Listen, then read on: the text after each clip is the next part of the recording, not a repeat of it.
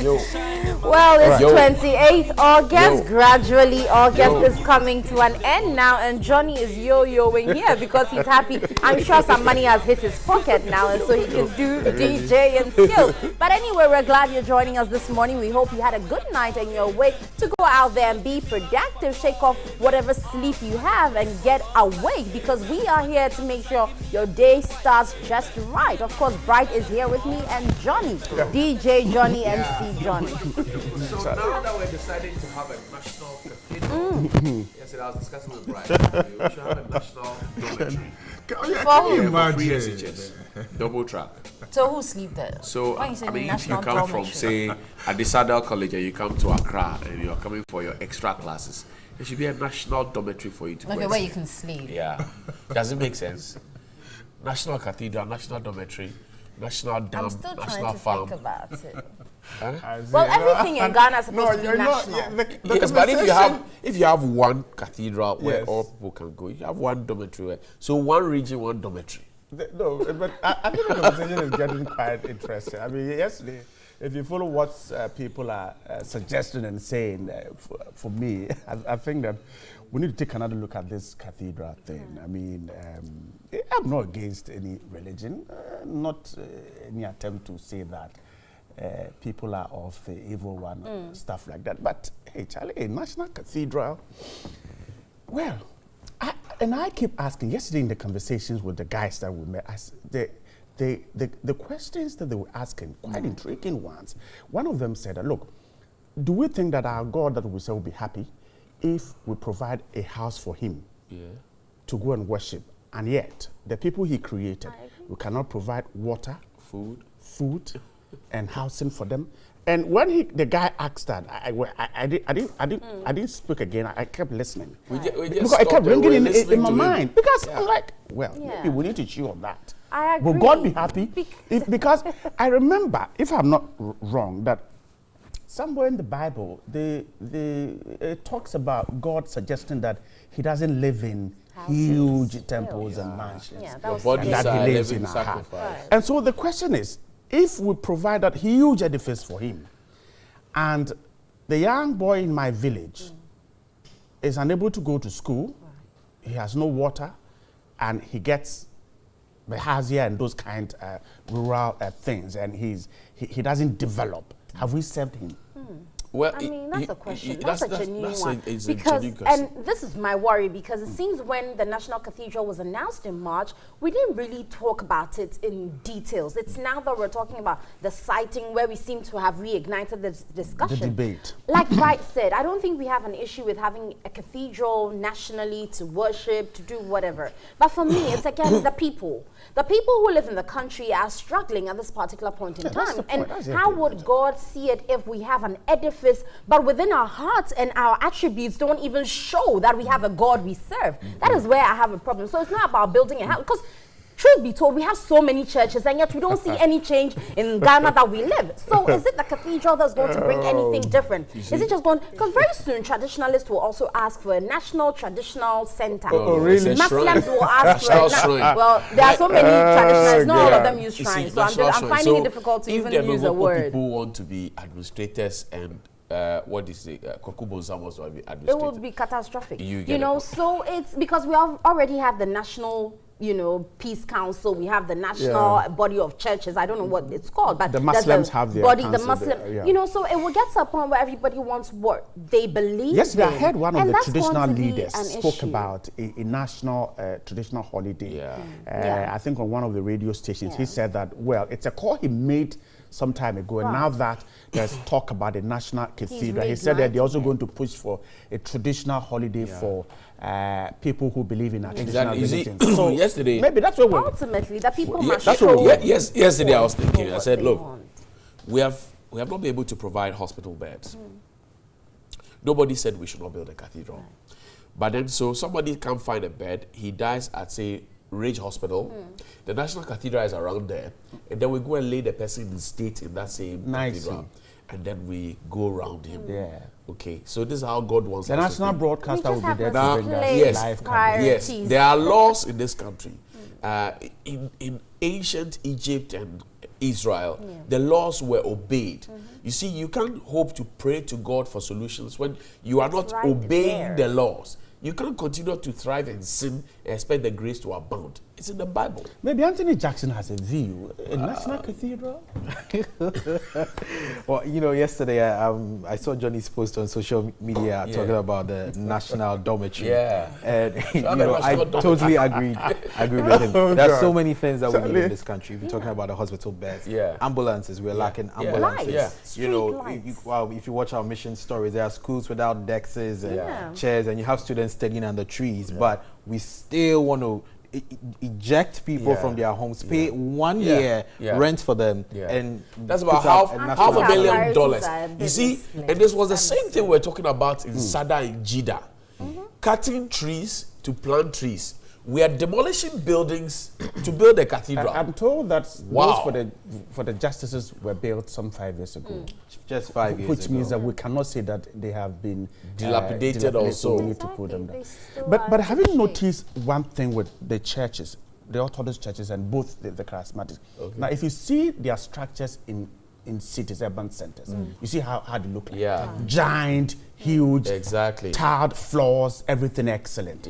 Go to the same branch of the church in a rural community. I will single out the Pentecost church. Every hamlet I've gone to, you find a Pentecost church well painted in that color, yellow and black, blue, with the sign, a signpost telling where the church is.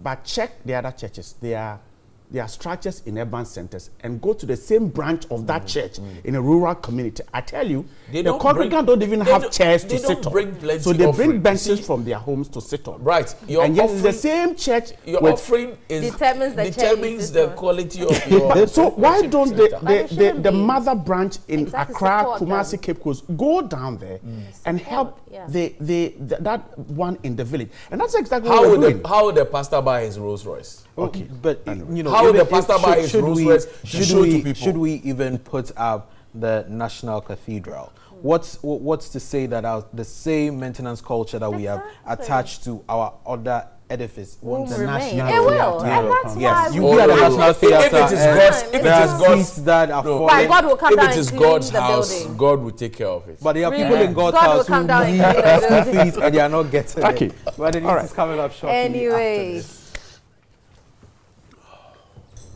Up next is the news.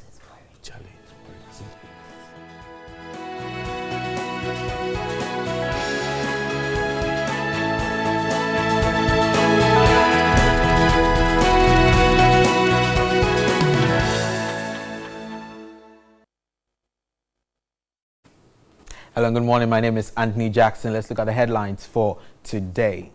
Now, the Judicial Service petitions government to reconsider relocating its training school and residence for some of its judges over the construction of the National Cathedral.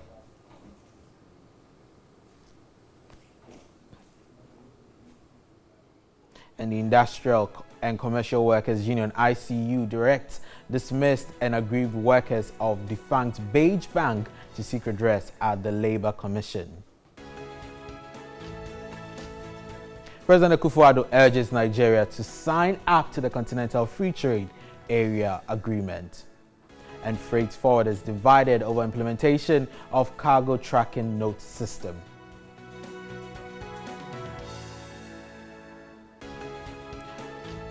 On the foreign front, Trump's White House wobbles on U.S. flag after McCain's death.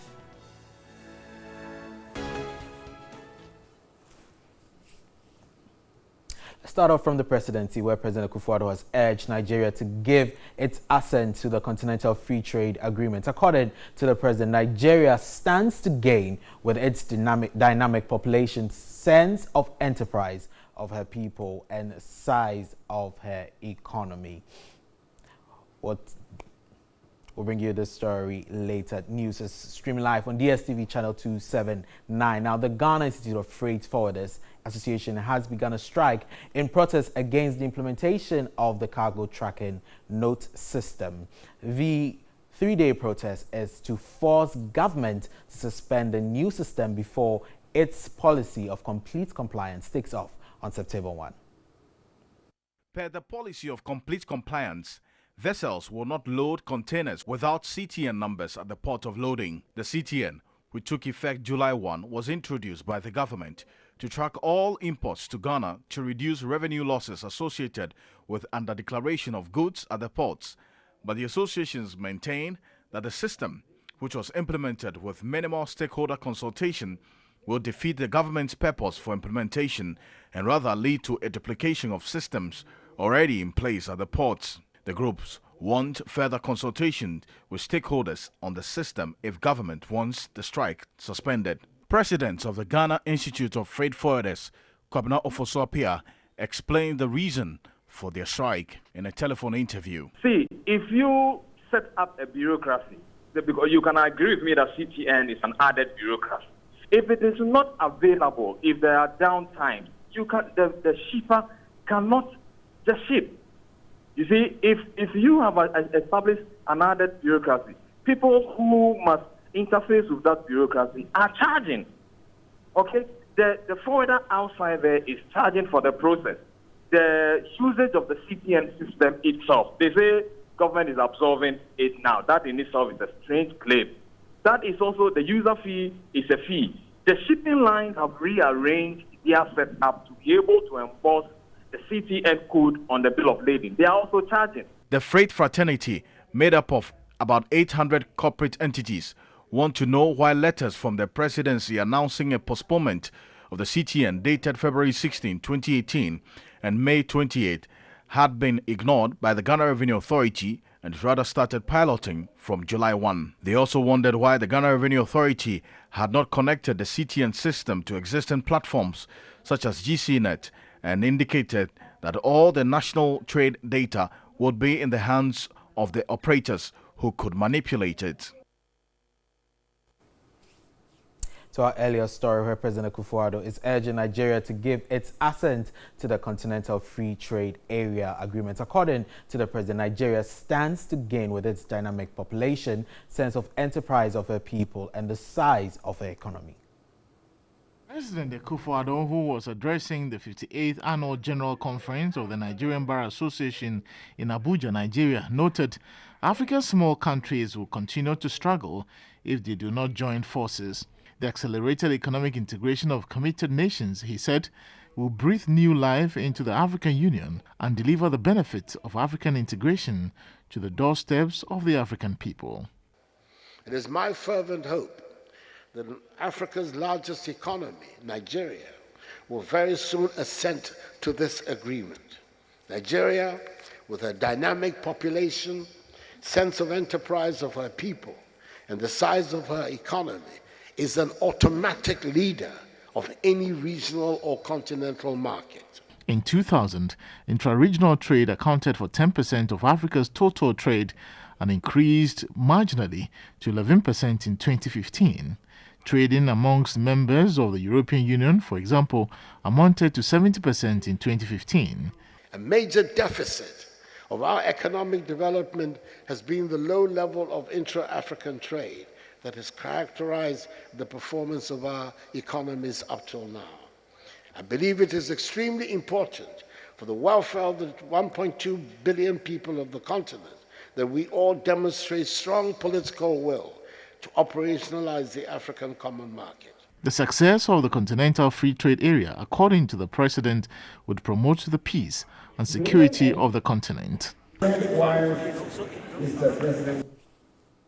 The announcement of the proposed site for the National Cathedral has reignited the debate about the relevance of such an edifice and its cost implications for a state with several unfulfilled policies. The Judicial Service, which has its training school and residence for some of its judges, has petitioned government to reconsider the decision to relocate them after being served quit orders. Wendy Lai was at the proposed site and reports. At the Scholarship Secretariat, and this is one of the buildings that will be demolished to pave way for the construction of the National Cathedral. President Akufo-Addo on March 6, 2017 cut sword for the construction of the National Cathedral. While some Ghanaians have raised concerns about this, others are in favor of the construction of the National Cathedral. The proposed site currently houses the Passport Office, the Judicial Training Institute, residence of some judges, and the Scholarship Secretariat. The cathedral, when completed, would add up to the number of high-profile and essential state edifices in the area, which already houses the State House, Parliament, the Accra International Conference Centre, the Sports Stadium. Quit notices served occupants hasn't gone down well with some residents who have petitioned the President to reconsider the location for the 5,000-seater cathedral. Others have reawakened the debate on national priority and the cost to the state in terms of the value of the land in the prime area. Though I'm a Muslim, a program can send me there. So I am all out for it. But they shouldn't use it as a political gimmick or something, because it's there to serve, whether you being a Muslim, a Christian, an MPP, an NDC, a CPP, is there to serve everybody. I would choose that, leave these people here, move the cathedral somewhere outside town small, maybe near, you can look for a place at Pram Pram area or Sawam area, put it there, right? It doesn't necessarily have to be in the city. I'm for it, but where it's going to be situated, that's where I had a problem with. You know, it has to be on a different place so that people will get, that place will be developed and other places too will be developed through the new cathedral that is situated maybe around Dodua area or near Afenya or somewhere. That will also spring up new residential listings through that. But where they are going to do it, I'm not for it at that place, but I'm for it at another place. But spokesperson for government in charge of infrastructure, Richard Asante, says government has found alternative bungalows for the judges in anticipation of 21 new houses that will come at no cost to government. He explained the only cost that government is bearing is that of the land, and that at no point is government putting taxpayers' money to the building of the cathedral. Government is not doing anything untoward as far as this whole arrangement is concerned. What government is doing is that government is not committing a penny or a cedi towards the construction of this cathedral. What government is doing is that government is facilitating, government is providing leadership in terms of this whole enterprise. Government is giving a land as its equity. And a 30-member trustee that was put together on the 16th of March 2017 by His Excellency the President, comprising the Christian leadership in this country. They are going to go out there and solicit for funds and do fundraising and to put together this edifice. An issue some citizens have varying views on. The churches can raise that money, give it to government put it at a better place. As to whether the cathedral is the most important investment in the country's current dispensation is an issue for posterity to judge. But many believe the National Cathedral could become like one of the many treasured national monuments across the world. Now, the Industrial and Commercial Workers Union, ICU, has directed dismissed workers of the defunct Beige Bank to seek redress at the National Labour Commission if they feel aggrieved. Its General Secretary, Solomon Kote, was reacting to the purported dismissal of 700 workers of the defunct Beige Bank. The ICU urged the aggrieved workers to study their contracts with Beige Bank before the takeover. If it is stated that the contract agreement allows them to work for 2 years, the managers of Consolidated Bank have breached the agreement. If in that letter you have said that if I don't need you anymore, I give you 1 month notice, or I don't need you anymore, I give you this period of notice, and you also consented and signed, okay, and they come by that and they apply that on you, it will be difficult for you to go back to Labour Commission or to any other place to say that I have not been fairly treated. That is why condition of service to every employee must be taken seriously. You must know the conditions under which you are entering the job and the conditions under which you can bar out of the job. The 700 workers who have been laid off are not part of those on a 60-day probation by the Consolidated Bank.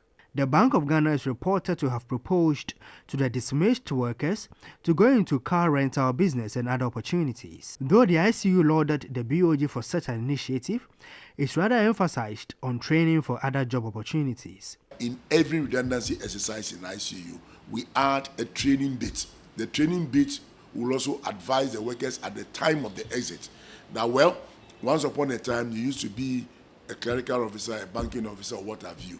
But for this period that you now be chasing and looking for other jobs, this money is in your hands. Either do this investment or some mini trade to turn around to see your money actually grow than to spend and not generate. That will get you finish your money in no time. The union has since asked government to roll out job creation opportunities for the retrenched staff. Founder and General Overseer of the Action Chapel International, Archbishop Nicholas Duncan Williams, is asking Christians to shut up on the role of Pastor Mensa Otabil played in the collapse of the Capital Bank, as hundreds have lost their jobs as a result of the collapse of the bank. The Action Chapel Overseer says Ghanaians have no right to question the role Otabil played. Komlak Luce has the following report. And we pray for those handling the situation, and that mercy will triumph where is needed in this matter.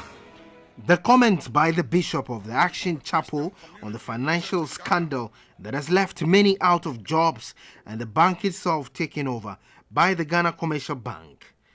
A boldest report revealed how managers of the bank and board members were complicit in what the BOG has described as criminal, and he's been investigated by the Economic and Organized Crime Office. I know that most of you in church are aware that in the last couple of weeks there's been a lot of interesting things happening.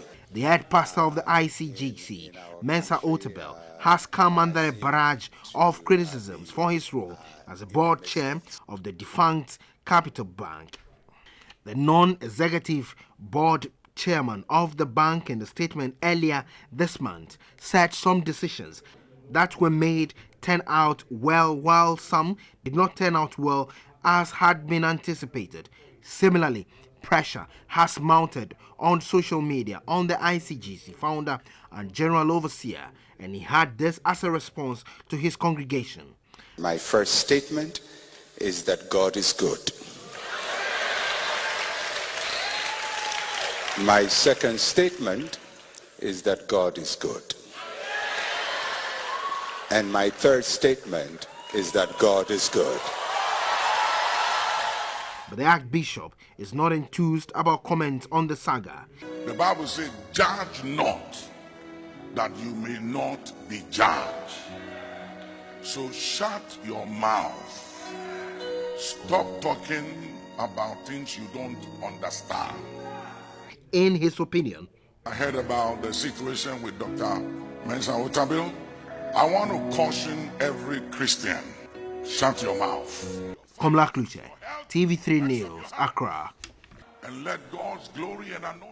Let's do some foreign news. Now, the White House lowered its U.S. flag to have staff raised it back on Monday, lowered it again after the death of Senator John McCain in an unusual and confusing break with protocol on the passing of a national leader. McCain, a prisoner of war in Vietnam, longtime U.S. Senator from Arizona in 2008, Republican presidential nominee, died of brain cancer on Saturday at age 81. That prompted many Americans to lower flags to have staff, a traditional gesture of honor.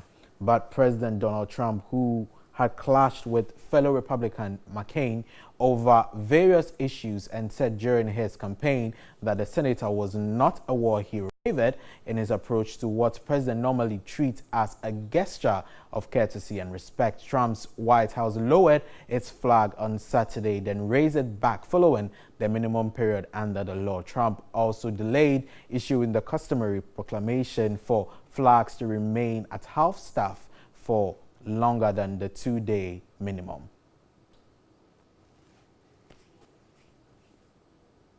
But that's it for news for this morning. New Day returns shortly after this break.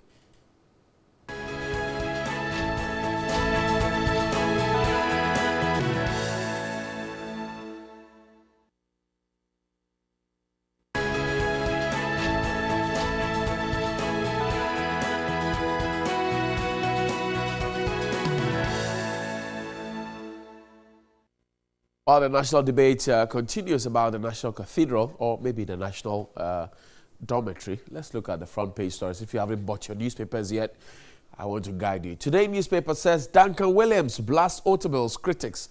He says they should shut up. I'll serve my fathers, King Taki Teko Churu II, and UT boss accused of money laundering. I am not dead. Ni Okanja III. He says, suppose Besimanche. He says, so he is not dead. Whoever is killing him, stop. BNFT, confusion hits ports over CTN and leadership by example. Why Controller and Accountant General's war against fraudsters is a good cause. And underfunding of judiciary undermines output, says the Supreme Court's judge. The Daily Heritage says NDC will win 2020 polls, says Kwaboche teacher as he joins race for Deputy Central Regional Secretary. Eric Ofe is there. He's a teacher at Infantswim School. Bobu Wulomo initiates Osekan Benuku II as Osuklote Wulomo after performing final rites at Nungwa. And 1 in 4 married women use contraceptives. Okay, we hear you. The Daily Statement, Ghana, Cote d'Ivoire fight cocoa diseases. And Ghana MPP celebrate Buzia.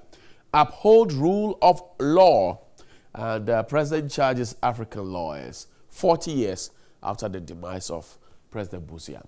Ghanaian Times says Book of Condolence in memory of Kofi Annan closes on Friday. And President urges Nigeria to support Africa's single market as Kolebu gets new CEO. Don't interfere with educational system. Mathematics professor cautions politicians. Professor Ankude, he says, don't step in, don't politicize our educational system. Daily Graphic, GES to recruit 8,872 staff. Exercise takes off September this year. President advocates for free education in all African countries, and Consolidated Bank offloads 1,700 workers. Process ends by September 30. The Daily Guide, NDC shops for chairman. It comes with a photo of Kwesi Botwe, Professor Kwesi Botwe, Betty Mold Idrisu, Samuel Ofusompofo, and Benjamin Kubo. Yesterday, Professor Kwesi Botwe's office released a statement to say that, well, he has not declared his intentions for chairmanship yet, but in the coming days he will declare. Maybe for presidential aspirant, you never know. Martin Amidu goes wild over suspicious cash, and man arrested over journalist murder. Nana rocks Nigeria at Abuja Bar Conference. The Finder newspaper, ministry mute over digital migration as Gilbert's litany of remains unanswered. And shoemakers impregnating homeless girls. Boy claims, oh, Charlie. Freight forwarders strike against CTN, and Kwapa Cocoa charge new course for sustainable development. Ronaldo rallies Nigeria to join continental free trade era. That is the front page. Yes, well, but I'm interested in I think Daily Guide and I think Herald also has that story from our own Archbishop Duncan Williams. Yes, we should shut up if you're a Christian. No, so he said if you're Christian. Okay, what about those who are not Christians? But again, I think the key point is that, you see, for me, if you're a father at home and your house runs into trouble, assuming your son or daughter goes wayward, no matter how far away you are from saying that you're responsible, people will talk about it. Yeah. So there's absolutely nothing wrong with anybody saying that your son is an armed robber, suggesting that you didn't take good care of him or her. The person might just assume that that is the situation. But if you say that, oh, don't talk about it because perhaps you're Christians or you're Muslim, I find it a bit... judge not. No, but that is not to judge. Exactly, that's where I have an issue, no, that's because not I to don't judge. think If you're judging. overseeing an entity, an enterprise, and it collapses, it runs down, we'll mention your name. We'll talk about it, what went wrong. It is up to you to come and tell us that this and this is what I do. And he, Pastor Otabil, has come out clearly to say that he did not know, he was not part of the day-to-day processes. So for him to say that we should shut up, well, I disagree. I don't know, but I'm tempted to say that, you know, pastors judge in this country more than anybody else. And they will quote the portions of the Bible to judge. So somebody has a child, goes to have another child elsewhere, and then they're judging. Yes, and then they're quoting portions of the Bible to say you're judging. I think also that perhaps what the Archbishop is doing is equivalent to judging. You know, I don't know. But to the extent that there is all this, I stand with Otabil, and I've seen some marks going around. I say that in itself is unfair to Pastor Otabil. What if Iyoko and Bank of Ghana finally decide that he is not guilty after all?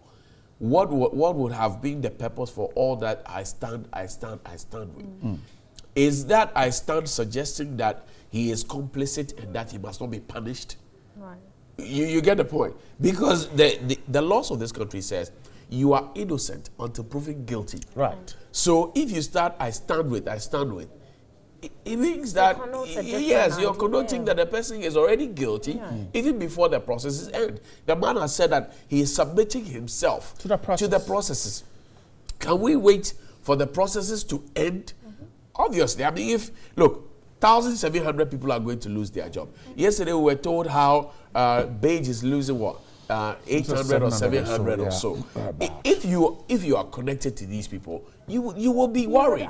You will be worried. And for me, I Where is think your we're in a next bread country coming where from? we're living in a democratic dispensation, and so everyone is allowed. Like we always say, opinions are like noses. Everyone has one, and so the fact that someone has an opinion about an issue, he's allowed to air them, just like how Pastor Otabil himself was allowed to come out there to say his piece of mind, what he thought about the situation. Likewise, everyone who has been affected or everyone who sees this issue as a problem would have a comment about it, and I think it's allowed. I think where we should move away from is where pastors would feel that they probably are above the law, and so when anyone criticizes or talks about them, then you're judging or you're touching God's anointed. I, for one, believe that everyone amongst us, so far as you believe in God, is anointed of God. And so it is just like it will be how I wouldn't want to talk about Johnny in a particular light. I probably wouldn't talk about Pastor Otabil in another light because I see him as a Christian head. But that doesn't mean if he does something that I feel didn't go down well or he didn't speak well, I shouldn't be allowed to air my views. I think that's where there's nothing wrong with asking how did it happen? How did it happen? Exactly. I think there's in that video I saw over the weekend, Pastor Otabil, the video says, when he was made board chairman, he didn't have a clue and he was shaking. But then he saw that, well, it's easy. Track where the money is coming from and track where the money is going. So if the money came, tracked in, but we can't track where the money went, we should be asking questions. Johnny, it's time to rant. But let me quickly... If I am a client of any of these consolidated banks, workers are losing their job. I don't know what's happening next.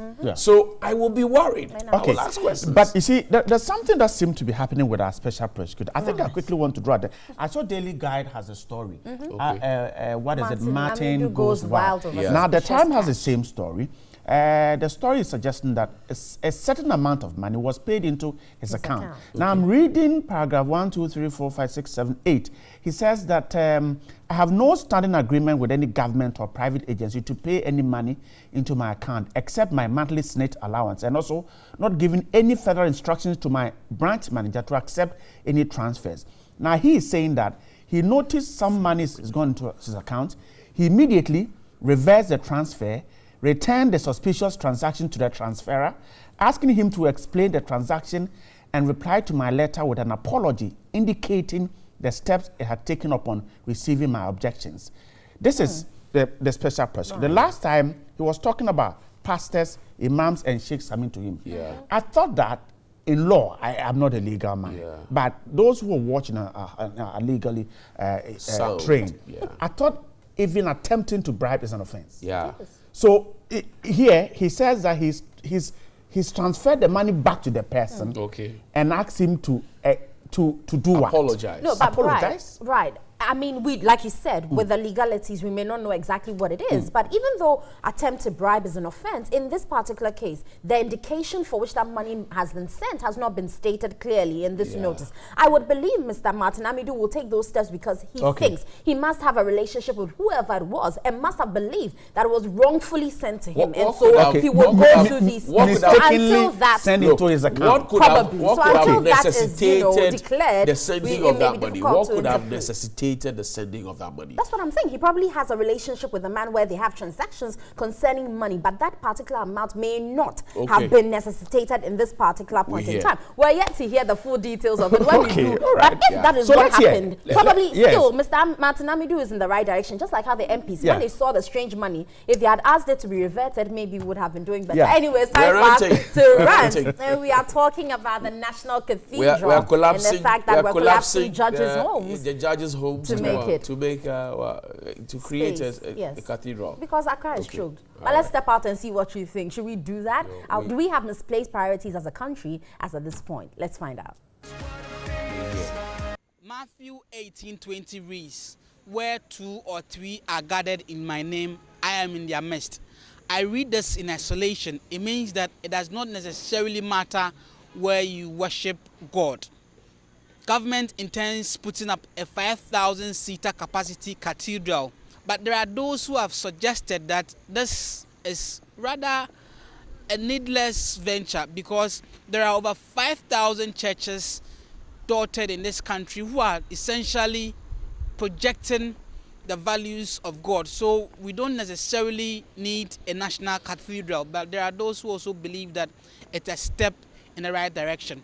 This morning on Daily Rant, we want to find out what your thoughts are on the impending action by government. This is your Daily Rant. I mean, mundo a misplaced priority because number one, I saw be our chapel or your nasor. That is first of all. I saw be a Pentecost or one chapel. I saw be a loss there. And one day, where your chapel or pado. They be there. I saw be our chapel day my way then. Where you want nasor. Into I don't know what is what purpose is it going to serve? A idea yes, more mine, which is the Christian Council. And then we all know say the National Theatre, International Conference Center. Shatawale ni Stonewall Munia the omu program no. Say Christian Fonso so say omu koye omu maybe omu preacher na so omu program National Theatre ho ya no. And as I say, I sorry fear dear. Any different from the normal conference centers na yakono. It as a Christian council. No metimi develop idea. No mo de akwato o mampahini anim say o mampahini ade we ne yepese yenye. And o mampahini so eye Kristo sumni mapanti no. O say ade we yade pa. Ebe bo man Ghana. Enti no mefoa so. Enti what the government is doing now ne say o provide asase. Aban why I did over support Christians because or a Christian. Bible says how good and how pleasant it is for brethren to dwell together in unity, and this is an issue. Christians at one point in time we come together and pray. Christians have been providing a lot of interventions for this nation. Oban Empire ba yebo obodu election time Christians or Christians in Yabompe. Please cancel Edo Obim. But sometimes I have one conquer Bompay. I'm not being biased because the men are for Christians and most say so do about to another disaster bill but Christians will call on them to avert the situation. You have Muslims, you have Buddhists, you have traditionalists, abadin to cramponanka, work of functions, what gunsa, what's also was swear by Quran, what's also what bought Yango Pono don't pay. In your or them. But this is Christian issue. Okay, what's there for religious even purposes? Scrampa. I don't think they offer then Obama increment food baby obi otumo bompe. And increment forces there will see. Christian food and the baby will be want to bompe. You to me a bompe. But the reason we have to come together. Remember in Acts chapter 2, when the Christians had come together, that was the birth of the church. So when we come together, Bible says one will chase 1,000.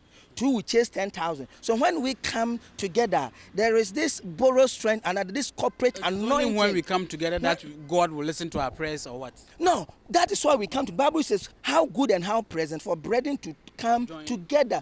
Ghana is a secular state.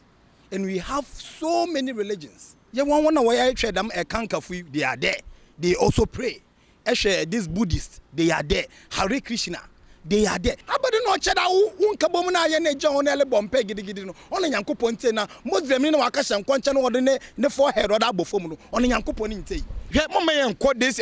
What about this Muslims? What about Hare Krishna? What about this? It doesn't go there. Listen, what I'm saying is we are living in what I'm saying is Muslims come Mecca. We all know it's a government in a way. What about that? Let's not say competition. What I'm saying is when what the government is giving them is land as I say. And all the boy Muslims sorry say, oh okay, no problem. Yes, be a crabataneko, ye training there. Yes, you hear BB say. Near so they are boama yansum na koswa. The government shouldn't come in and help them. And there are buildings in number period or were clear that will cost thousands of Ghana cedis in doing that. Who is going to bear that cost? Nasa ade bia ye be bia and oya den obi hu be de ebe kan even posi ya kwaje asase ewo outside Accra forest bi kura pa obe den kura be bundua sebe baby okokesi cathedral nimpa deseni no ote. And any religious activity biala e baba to guano, it shouldn't harm the human being. On said the baba how nimpa deseni na otina one, but although ye nimpa no good. You understand where I'm coming from? And you know, with the purpose there, baby, chapel done.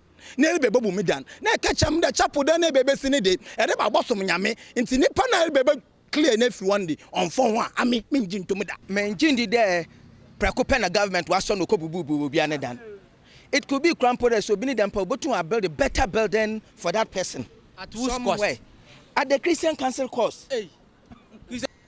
Matthew 18:20 reads, where 2 or 3 are gathered in my name, I am in their midst. I read this in isolation. It means that it does not necessarily matter where you worship God. Government intends putting up a 5,000-seater capacity cathedral, but there are those who have suggested that this is rather a needless. And Sancramophos there will see Christian Fusan and the baby will be a one to my bumpy. You're to me a bumpy. But the reason we have to come together. Remember in Acts chapter 2.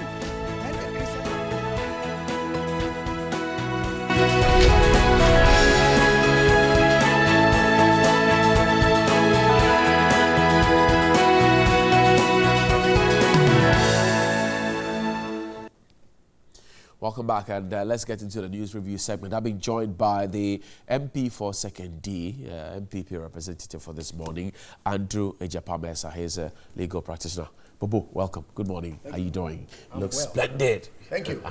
And Fred Agbenyo is a National Deputy Communications Officer for the NDC. Fred, welcome. I couldn't shake hands with you. Good morning. How are you doing? I'm doing very well. Is it true that you have spent some money that your party folks are accusing you? Is it some 17 billion or something? Right. I'm asking you that because I know that you are in a race again. Yeah. Yes. Oh, right.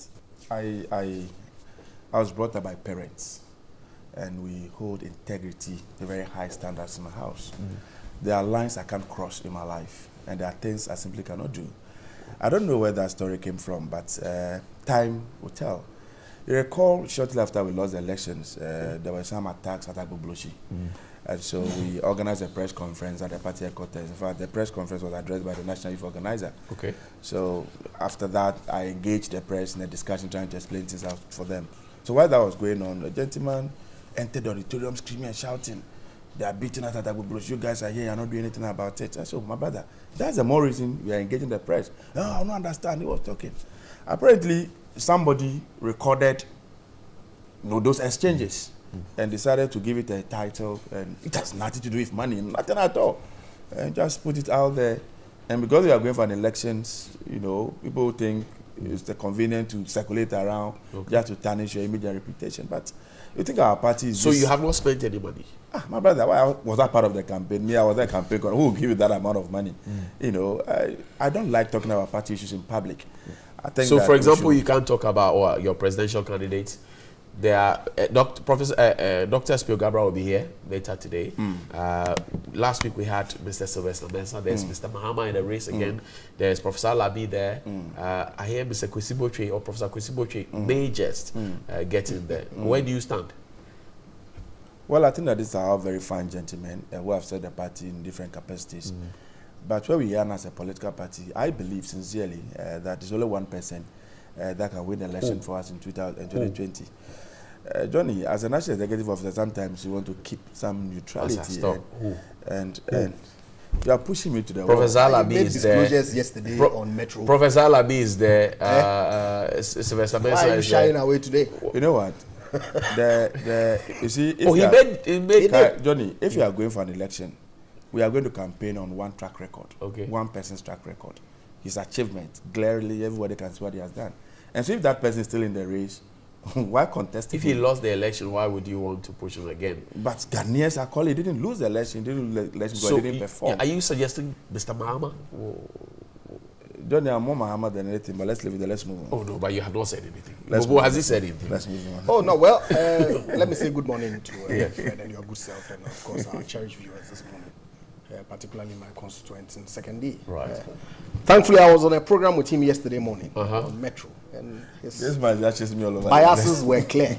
He mentioned he did that as far as he's concerned, it was only Mr. Mahama who had what it took. You know what? You know what? To win the election. But for me, it's really telling. You know what? That if the man is that great, you see all the people who are contesting him, including his own appointees. What is the meaning? What Correct. are you supposed to mean? It tells you clearly that they themselves, the people who work closely with him in his government, don't have that much confidence. It's a free country. You see, of course, we are all supposed to be analyzing I think that the space. I think that you are just off road. You are just off track.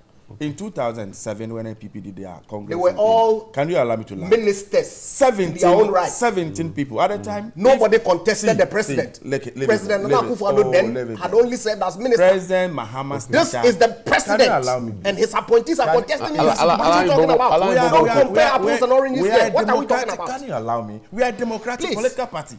People must be allowed the space. People must be allowed the space to express themselves. Completely unrelated. But everybody knows that the stature of President Mahama is above board. Everybody knows. So why did he lose the election in 2020? You lose the election for several reasons. You don't lose. Why? What we are seeing today, these governors we are seeing today, this thought governors, this is super incompetence governors. Can you compare it in any way to the work President Mahama did for the people of this country? I'm not surprised. I'm not surprised to that we speak. That everywhere you turn, Ghanaians are calling for the return of President Mahama and then this. So that's why you are sticking on that. Even he himself is calling for the return. He's calling for the return. That's never going to happen. He himself is calling for the return. If you like, let's bet on this platform today. Okay. President John Dramani Mahama, the man I have chosen to describe as the new Jesus Christ, who came, was condemned, was vilified. They said all manner of things about him.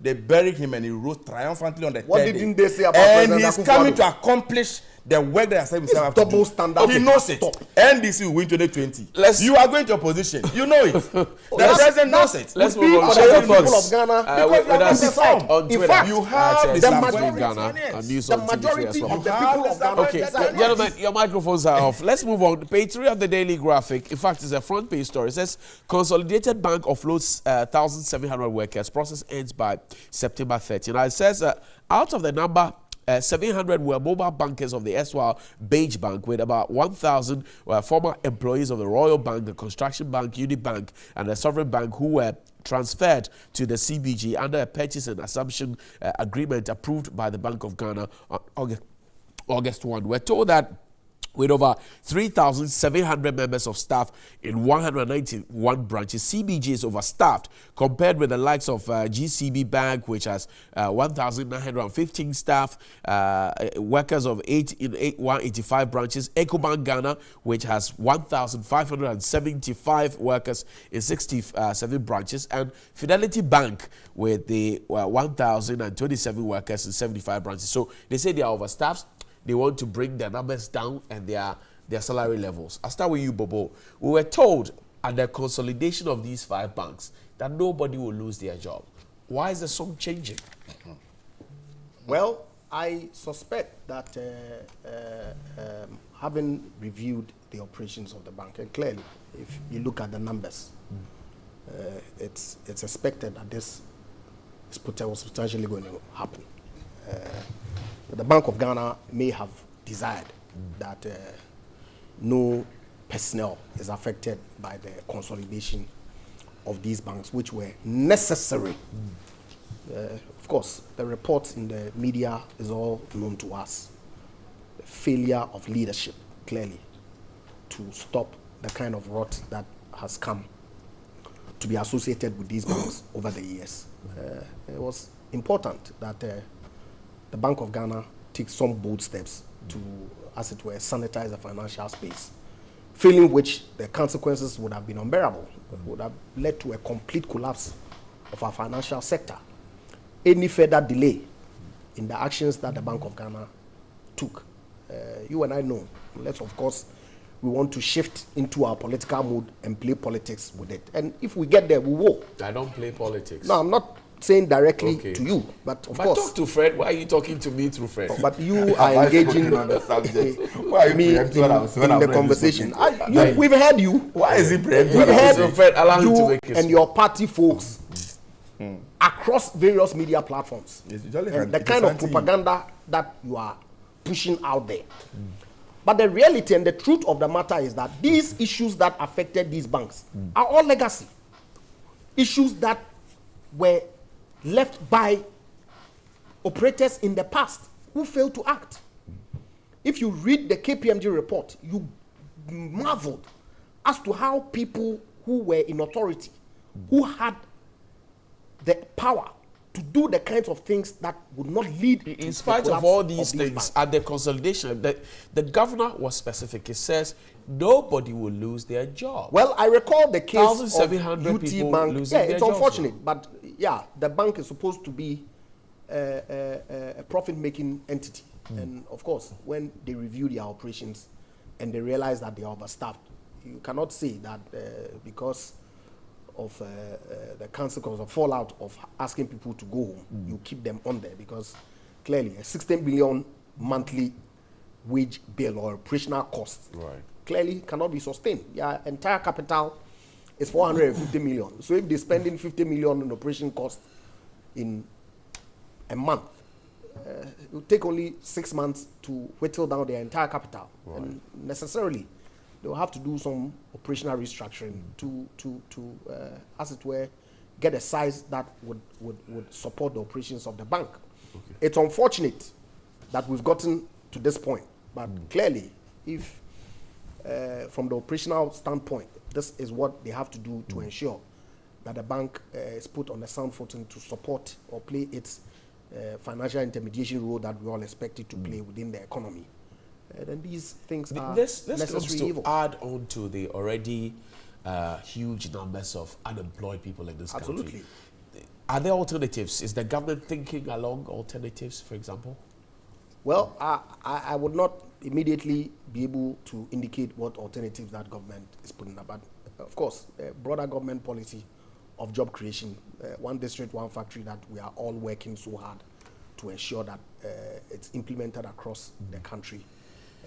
Necessarily would lead to some job creation. Other government policies and initiatives that are being rolled out. Of course, I would not expect that people who have worked, and you see, I've worked in a bank before, so I can relate to some of the kinds of conditions that some of the people who have lost their jobs were enjoying. It would pale completely into insignificance related to public sector jobs and all that. But, you know, I think that the steps are being taken, the right things are being done, economy is improving. A lot of the mess that we inherited are being cleaned up. All the economic indicators are looking up. And of course, that would necessarily lead to an expansion of the economy and the ability of the private sector to absorb many of the people who are losing their jobs. This is the arising out of the sector. irresponsibility. This is the private sector. Let me conclude. Arising out of the irresponsibility of the previous government's inability sovereign to bank, manage. Private sector. Johnny, all those 5 banks. No, I'm asking you. All these 5 banks were the private sector. If they couldn't absolve them, which the Bank of Ghana then had to step in, it's problematic, don't you think? But you see, Johnny, it's a private sector operating within a very regulated space, which required them to do things in a certain manner. Of course, if you throw all the rules that govern your operations to the dogs, if you like, such that you are left practically at the mercy of the regulator, depositors' funds were at stake. Bear in mind that this action that was taken primarily is to protect you and I whose deposits are with these banks. Right. Let Fred have necessarily, a bite. government and the Bank of Ghana had no choice than to take this step to sanitize the space and protect the vulnerable Ghanaian whose monies ordinarily or otherwise would have been lost, as in the case of the DKMs and all those that we've witnessed anyway. before. The 450 million which was injected is our money. It's our Yes, taxes. of course. Yes. Anyway, but Fred, of course, it's not direct depositors' funds that have been lost, because if the Bank of Ghana had not stepped in, that would have been what would have happened. Fred, let's step in now. 1,700 people will lose their jobs. That's where we are now. From a position of you will lose your jobs, nobody will, and that's been the call from UT Bank, Capital Bank, all through. So nobody will lose their jobs. Then it happens and people lose. Now 1,700. The tune has changed. Where do we go from here? Well, Johnny, thank you very much for the opportunity to be here this morning. Let me say good morning to our channel viewers, my NDC folks. I think that it is sad we are where we are now. Leading to the 2016 campaign, we were told by almost all the flag bearers that they are coming to create employment opportunity, or giving the opportunity, they are coming to create jobs for Ghanaians to do. Later did I know that they meant to come and create unemployment for the teeming youth of our country. Now, institutions, banks, and what have you, almost all financial institutions, one point or the other, goes through challenges. Right. A government that are mindful, government that cares about the future of the society and its citizens, what they do is to find a way to support those institutions to continue to do their work, so that Ghanaians will continue to have employment. If you came into office and there are problems with some institutions, and your solution is that let us fold them up, so that we can ask Ghanaians to go and stay in the house. And the only justifiable reason you can give is that the previous government sat and looked on for this to happen. Suddenly you have forgotten that Bank of Ghana is autonomous, and then they are supposed to be the regulator and do all these things. Bank of Ghana is all there. Several institutions are still operating in our country today. I've read a few letters and warnings in the newspapers. I don't know what action has been taken till date as we speak. Your government is in power. I don't know what is going to happen. And so it is easy for you to sit here and pontificate as if you don't have feelings for these people who are going to lose their jobs. Is that the indication you got? Yeah, but the way you went about it, it didn't show any feeling, you didn't empathize with these ordinary workers who are not directors of this institution, who may not directly be involved in decision making, and yet are the people who are going to suffer from this thing. When one person loses a job, do you know what it means? When the reality hits you that, look, the overheads are becoming too expensive, the bank can't afford it, so people have to go. That's the reality. Are you saying that those private entities, this bank that existed as private bodies, didn't need the service of those people that they engaged that were working for them? They just brought them on board. They were not doing anything. If the politically exposed persons who took facilities, I think that I sat here quietly. If the PEPs who took monies from these banks, I sat here quietly. Pen and paper. Do you want yes, pen and paper? I think that would do. If I want my laptop and give it to you, I can write. All right, let's speak. You are offering him. You understand? These companies, what you are doing now, you are closing down some of the branches. It is not because the institutions are overstaffed or we don't need their services. You know what you are doing. President Nana Addo didn't promise the people of this country this. He said he's coming to create employment. When one person loses a job, you know what it means to the entire family and the dependents on that person? School will be reopening very, very soon. Kids will be going to school. How do you expect their fathers and their mothers to take care of them, the dependent members of the family? And so this is a very, very serious issue that I don't expect you to come and sit here this morning and start blaming people and pointing fingers here and there. What would the NDC government have done if the institution is in distress?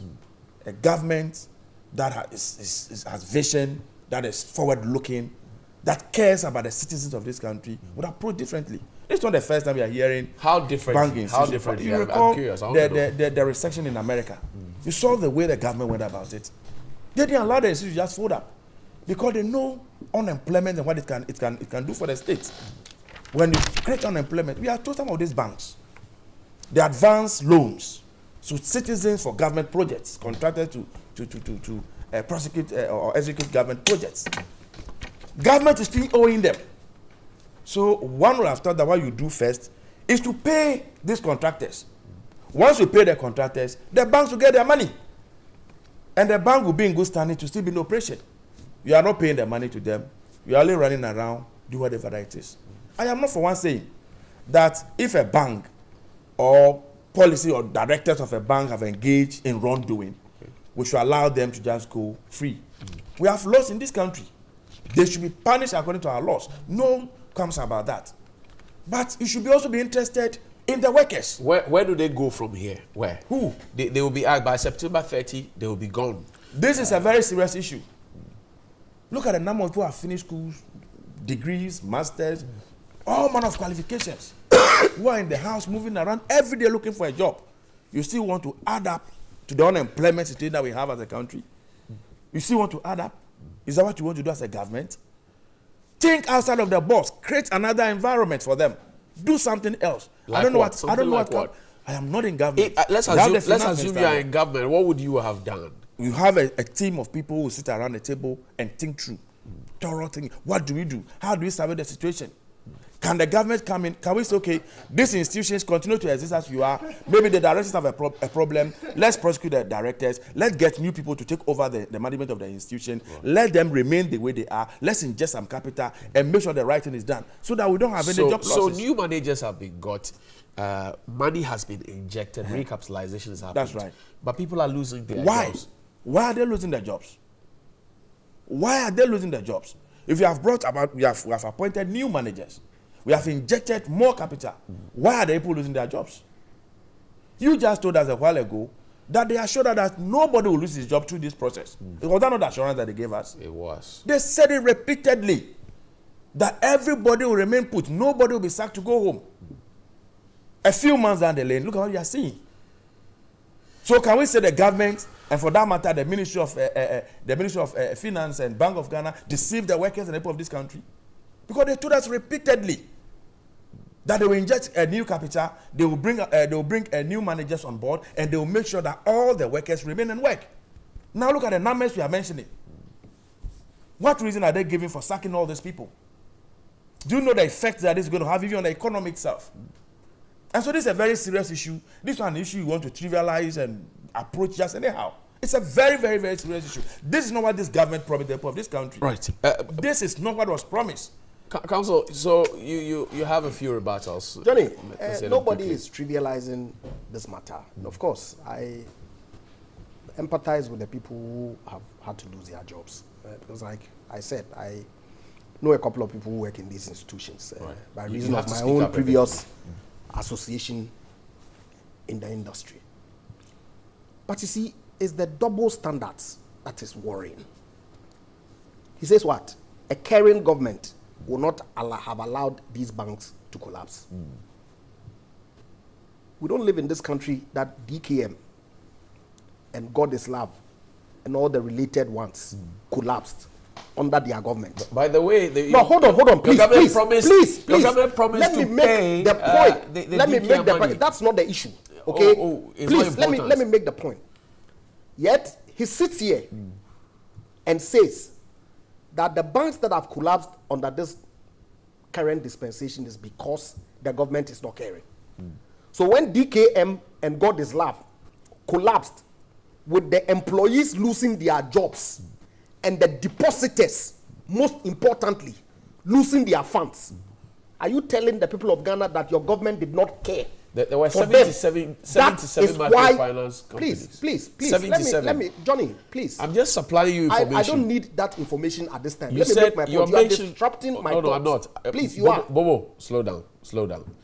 I'm telling you that you're mentioning DKM and God is Love. I'm telling you there were 77 microfinance. I'm offering you information. Unless you don't like it.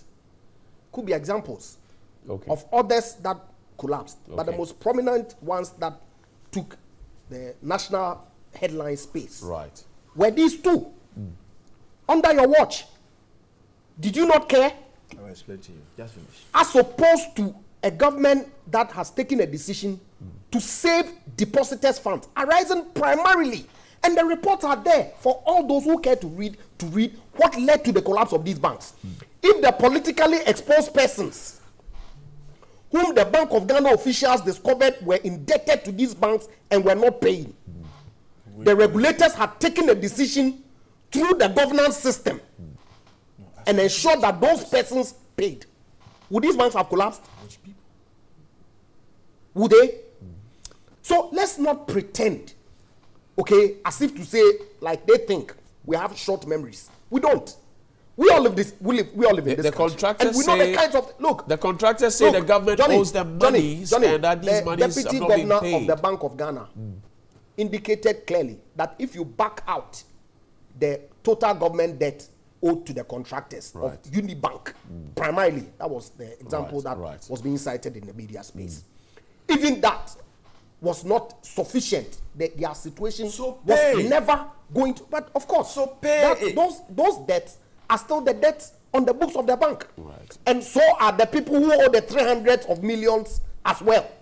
Who? Okay, you are asking me. We know. Oh, I'm asking you. Jata Cement and Co. We know. Why? Is okay, so let's now. What are you talking about? No, you finish. But is it wrong for government to owe contractors? Finish. Is it wrong? Finish. Is it? If it is not wrong for other private individuals to owe banks, and yes, people take loans to enhance their businesses. So there's no issue. But when the banks persistently pursue you to pay, and you fail to, don't sit here and cite example of government owing the contractors the collapse of the bank. But that's exactly what he's saying. Okay. Bobo, thank you very much indeed. Johnny, slow down, Bobo. Johnny, I don't know. You know, we have to go for a break. Yes, so but 30 I don't seconds. know why he's getting so much wet up. I want him to empathize with these workers and empathize with Ghanaians. He mentioned. Listen. He mentioned under your watch DKM. God is love. Our address is no, we have only 30 seconds. Yes, then go and come because I have to address that. No, when we come, we are moving to another issue. So Johnny, deal with it. This institution that he's mentioning, they were not necessarily financial institutions operating under the Bank of Ghana. Go and find out the way they operated. They were just individuals that came. See, the Bank of Ghana, even at the time, they have jurisdiction to move into their operations. But Fred, I'm coming. Fred, go and find out. Fred, hold on. The Bank of Ghana regularizes the operations of regulates the operations of microfinance, savings and loans, and I'm commercial saying that banks, some of the companies that he's mentioning today didn't operate as microfinance or savings and loan companies. But they were just individuals that came together and said they were contributing money to assist each other. Under the watch of the Bank of Ghana. Go and find out the facts. The truth is this: if you and I, the three of us, decide to come together and do a kind of susu, you give me money, we keep a amount, we give to the person. How can any regulator come in to check those activities? And that's how they operated. These are the facts. Go and find out. In any case, but these are individual Ghanaians who are doing their own thing. When you were in opposition, you promised that if you are given the mandate, you are coming to attend to that particular issue. What have you done about it since you came into office? He said that is not the issue. Now, we'll take a break. He's talking about people who took loans to embark on projects and if not paid. Why? Is Ibrahim Mahama the only person who has accepted a loan? Oh, it was Ibrahim Mahama he was talking about. By Jata Cement, who owns Jata Cement. You know what he was talking about? You see the only Ghanaian who has taken a loan to set up a business. The business that is setting up over there. There are several institutions and company individuals go to access loans for the purpose of setting up businesses. He has not has he finished setting up the business? Is the business in operation? Why was the bank pursuing? When we return from the break, Fred Agbenyo and Andrew Ejapamesa will be here. We'll take a break. We'll return shortly after this.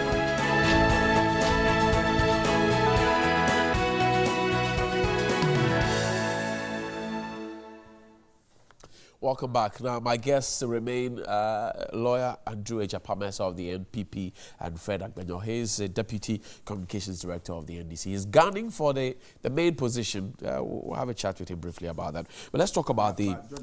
yes. No, we are moving on. Yeah, no. God is love. You know that the owner of God is love. Today, as we speak, it's a DC under the NPP administration. Do you know he was a parliamentary candidate in the Brona Hafo region? He was your parliamentary candidate? The NPP. Okay. And today say DCE. You sit here and God is laugh. And peddle falsehoods. And you come and sit here. How do you prove that? Peddle falsehoods and go and arrest them. He said DCE for MPP and IPP. For which district? Techima, is that why you are gunning for propaganda secretary? That is not the issue. Is that the reason? I am saying that to peddle falsehoods. Okay. Nobody. So what's the we're moving on. I've just given information. If you don't know, if you make an allegation, let us empathize and sympathize with these workers. Don't come and sit here and create the impression as though it is their fault. Think about their dependents. Think about them. Page 28 of the Daily Graphic says GES to recruit 8,872 staff. And it says the Ghana Education Service is recruiting 8,872 staff in order to meet the demands of the double track system, which takes off in September this year. Applications for the classroom teachers is open to graduate teachers from the universities who have completed their national service and wish to be recruited by the GES as teachers. So, good news, Fred, because it says all the subject teachers will be recruited. Fred, this is good news. We were worried about the fact that there won't be enough teachers to handle the double track system. Now we're being told that over 8,000 teachers will be recruited. That should be good news, isn't it? You see, Jody, these days it's becoming extremely difficult to even offer suggestion on governance and the various happenings in our country. Okay. Because we have a government that is so intolerant that will not take the view of anybody. If you criticize them, if you point a position to them, they come at you, they vilify you, they condemn you. The free SHS, several people across the divide, Ghanaians, well-meaning, and have spoken about it. The implementation, they are going about it. But you have a government that is so belligerent that they will not listen to anybody. Okay. They will do what they want to do. The small girl in the house, yesterday when I got home, I was asking her, she's in secondary school first year. I asked her, school is reopening next month. When are you going to school? Are you going in September? Or are you going after 40-something days? She doesn't know. As parents, nobody has communicated anything to us. We don't know if, because we are told that those who are in first year also be part of this, whatever. Double track. Is it double track? Yes. The shift system. It's a double track. It's a shift system. It's an extended shift system, period. It's a standard shift system, a system that we struggle very, very hard to eliminate. It's why they are brought back. That girl in the house doesn't know if she is going to school in September or in November or in December. Parents, as we speak this morning, they don't even know when their kids are going to school. Just about 3 or 4 days ago, they released the BEC results. Right. Some are going for their results. They don't know those who be in the first batch and those who be in the second batch or those who be in the third batch. But when you get your admission letter, it will state the details, won't it? I am asking. Or when they were vacating from school, they didn't tell them. Their terminal report would have it. They've not said it. You are not aware? No, I'm not aware. I don't know when she's going to school. I'm not struggling to go to the school and go and find out. It should be part of those who are going September or November. I don't know. But 8,000 teachers are being recruited for all subjects. They will write a test and then we'll see whether they qualify. It is good if people have finished studies at a university degree or master, don't have any job to do as teachers, and opportunity is there for them to be engaged. It's good news. They've gotten some job to do. Why not? That's why they went to school. And so if government is going to engage them, it's all well and good. But I don't know how we are going to run the system. To manage it. Have you seen the policy document that we are running with? Have you seen it? I have not. If you have, maybe you can give me a copy. I don't know how the system, because if you go to our SS, you know that we have teachers who stay on campus. Exactly. Housemasters, headmaster, they stay in a bungalow and blah, blah, blah. Are we saying that when one batch of students are on vacation, these teachers will vacate their bungalows for this new set to come and occupy and stay there and what are we going to do? That will be ridiculous. I don't know. That's what I'm saying. I've not seen any policy document. And I don't know how we are going to manage it. Or is it going to be the case that the existing teachers who are occupying these government bungalows on various campuses, they will still remain there. And these new ones that they are bringing on board will remain in their various houses or communities and be going to the school to teach. How are we going to do it? There should be a document that all of us can make reference to. But as has been said by several people time with that number, it is good that we give free education to the children of this country. Those who frame up our constitution far back thought about it. We have all believed that is the way to go. But Johnny, where we are now, looking at what we are going through today, are you sure it is the best for this country? I heard Dr. on this subject. I heard the finance minister on this subject. Even he who manages the purse, when he spoke, you heard his own people, the way they attacked him, the things they said about him. It happened. Much more? It happened when Professor Nando J. Ajiman spoke up against President Mahama. You remember, it was an educational issue. The president said it was going to happen. The education minister at the time says she doesn't. You think see, when what happened? Why are you referring to that happened? I don't know what you're talking about. I'm talking about raising the same concern. What happened at the time? That's what you politicians Johnny, do. Johnny, that's what you politicians do. We need to move this country forward. That's what you politicians Today, do. as we speak, NDC is in opposition. Right. MPP is the party that is managing this country. When issue comes about MPP, let us discuss MPP. Forget about NDC. Why? You don't pay your taxes to us. We are not managing this country today. We are in opposition. They are in power. The spotlight must be on them. This equalization, subtle equalization, trying to bring NDC on board. What is it that the professor said at the time that contradicted President Mahama, that people attacked her as they did too? I'm saying that's what you politicians do. And that's why Professor Anku says politicians should stay off our educational system. I don't think that you are being fair to anybody this morning. I'm not happy with what you are doing. Because what we are discussing... I'm used to this. Yes, okay. I know you are used to it, but never mind. We are discussing the future of this country. We are discussing the future of our children. Okay. The children who are going to these schools are not limited. They are not just MPP children. All of us, our children go to the school. And so all of us must be interested. Right. If government is interested in a policy that is endemical to the future of our country, all of us must speak about it. Can you imagine if you are a parent? School is reopening next month. Just next month, a few days away. You don't know if your son or daughter is going to school in the first month of this. Let me give the remaining and nobody is communicating to Bobo. And Bobo now come and sit down as usual. Doom preachers, this and that. Those are things going to say. Ghanaians want the best. But of course, deliver the best that you promise. Okay, Fred, thank you. But what we are seeing is not good. Thinking Ghanaians. This comes. That you guys are doomsday prophets. Including your finance minister. This comes as good news. 8,872. There were questions about whether or not we would have adequate teachers. Now, GES says this is the plan. We'll recruit them. They will sit for an exam. Those who pass will be employed to deal with the situation. But Fred poses a question. Issues of accommodation for the teachers and all. You want to perhaps deal with those ones? But Johnny, do you know the proportion of students, teachers who reside on campus and off campus in our various secondary schools across the country? Because it's obvious that not every teacher is accommodated on campus. Exactly, it's a handful. And so if they raise issues regarding where these teachers are going to stay, it tells you clearly where their focus is. Because if every teacher was accommodated and these new teachers were the ones who were not going to be accommodated on campus, then your point about where they will reside becomes a legitimate issue.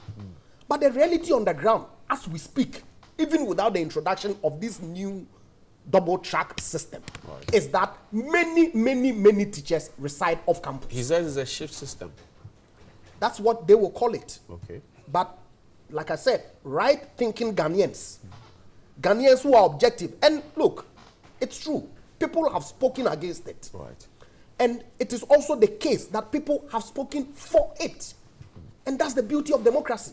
Professor Everybody has a view. People have options. There are several options at resolving a particular problem.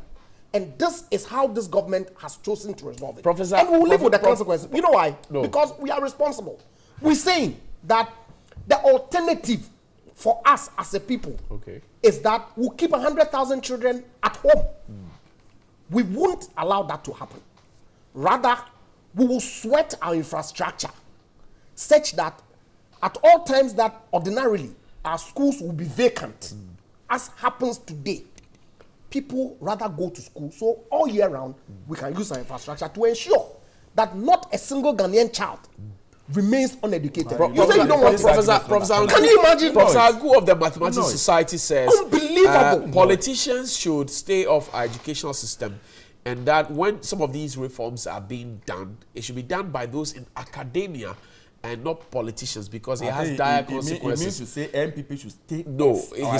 He says politicians. It means to say MPP should stay off. Bobo, this is what Professor Anku says. Do you want to respond to it? That's his view. And of course, the politicians are only there to provide policy direction. Right.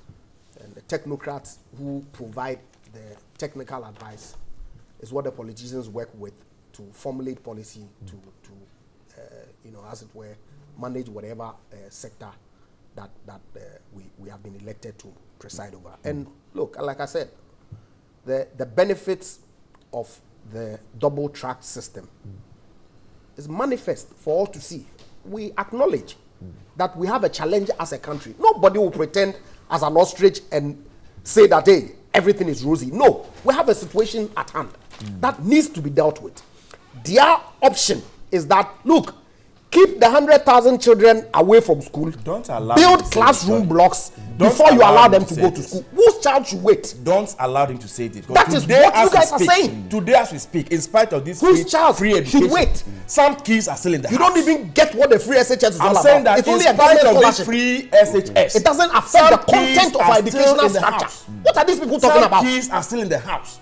Please. So those who don't go to school, it's not necessarily limited to only the payment of fees. And the numbers are not relative. You need to find out. They are not important. You need to find out. It doesn't matter how many are your how many stay at home. is clueless. Your government is visionless. Look you at don't these people who you implement policies that you guys don't have an authority. As and when you sleep and wake up, as and when you sleep and wake up, you implement a policy. You don't even have a you are implementing a major national policy as education.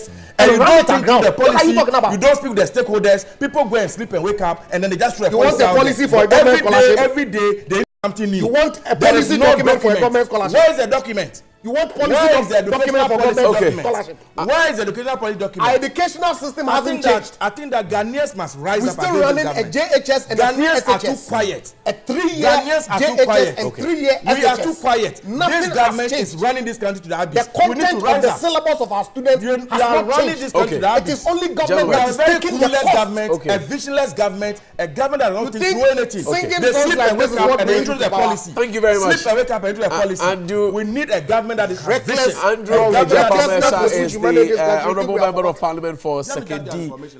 Yes, and I spoke about a DC. He's in Kitapo South. His name is Alexander Jan.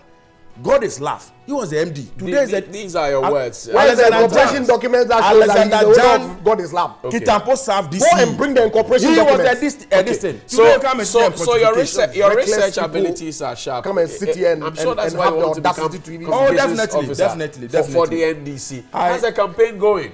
Well, Johnny, by the grace of God, is doing very well. I believe that our people reward hard work. Our people reward sacrifice. We have learned on the job. I say politics, you don't learn it in classroom. You can be a professor, a PhD holder. You need to learn on the field. By the grace of God, we've gone through the mill, right from the branch level to the constituency, all the way up.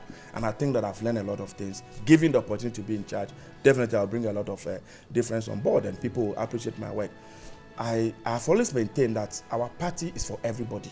You don't need to be anybody's son, anybody's daughter before you can rise to the top. Once you have distinguished yourself, once you have served the party selflessly, the opportunity should be there for you to go to the top. And what are your chances? I believe I am going to win elections. You're going to win. I'm going to win. Bobo is smiling.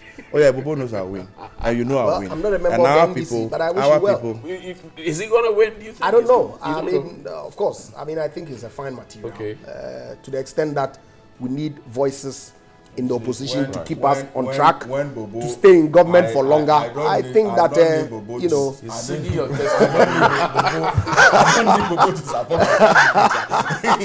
But of course, I'm not a member of your party, so Fred Agbinyo is the Deputy National Communications Officer of the NDC. He's gunning for the main communications officer position, and he says he will win the election. Andrew Ejapamesa is the MP for Second D on behalf of the MPP. Has joined us here. Thank you very much, gentlemen, for your Tuesday morning. We're grateful. Up next, we'll have sports, and then when we're done, Dr. Ekospio Gabra, who's in a race for the NDC presidential slot, will be here exclusively. Brighton and down for bringing that conversation. Stay with us. We'll be right back.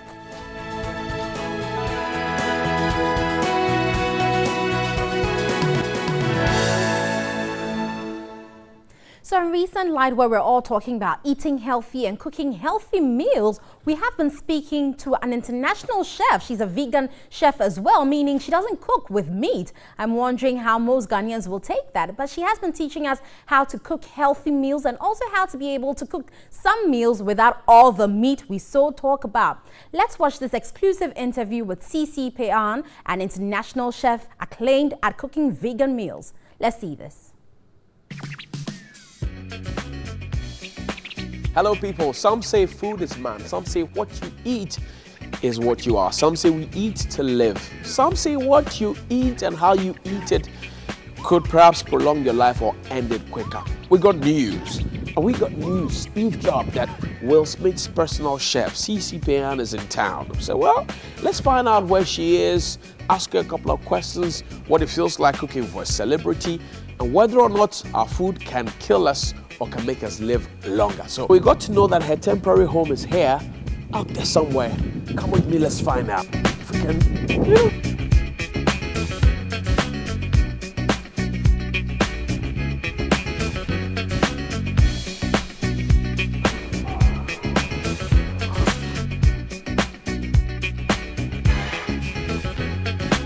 Hey, CC! Akwaba. Good to see you. Medasi. It's the same. Aya? Great. That's right. Wow, you have a good place. Thank you. Sweet. Thank you. Man. I like how the chef is. Yes, it's very nice. Solid. Wow. So you're in Ghana. Welcome to Ghana. Let me welcome you. Thank you. Man. Thank you. It's a pleasure being here. Great. How's Ghana treating you so far? It's been an amazing experience. Have you had any Ghanaian food here? Oh my goodness, yes. Yes, have you I prepared any Ghanaian food here? I have been taking private lessons, so I know how to make wache. All right. I know how to make groundnut soup. I know how to make palm nut soup. Okay. What else? That's it. But for somebody who specializes in cooking to make sure that people eat healthy, yes. What do you make of our Ghanaian cuisines? Are they healthy enough?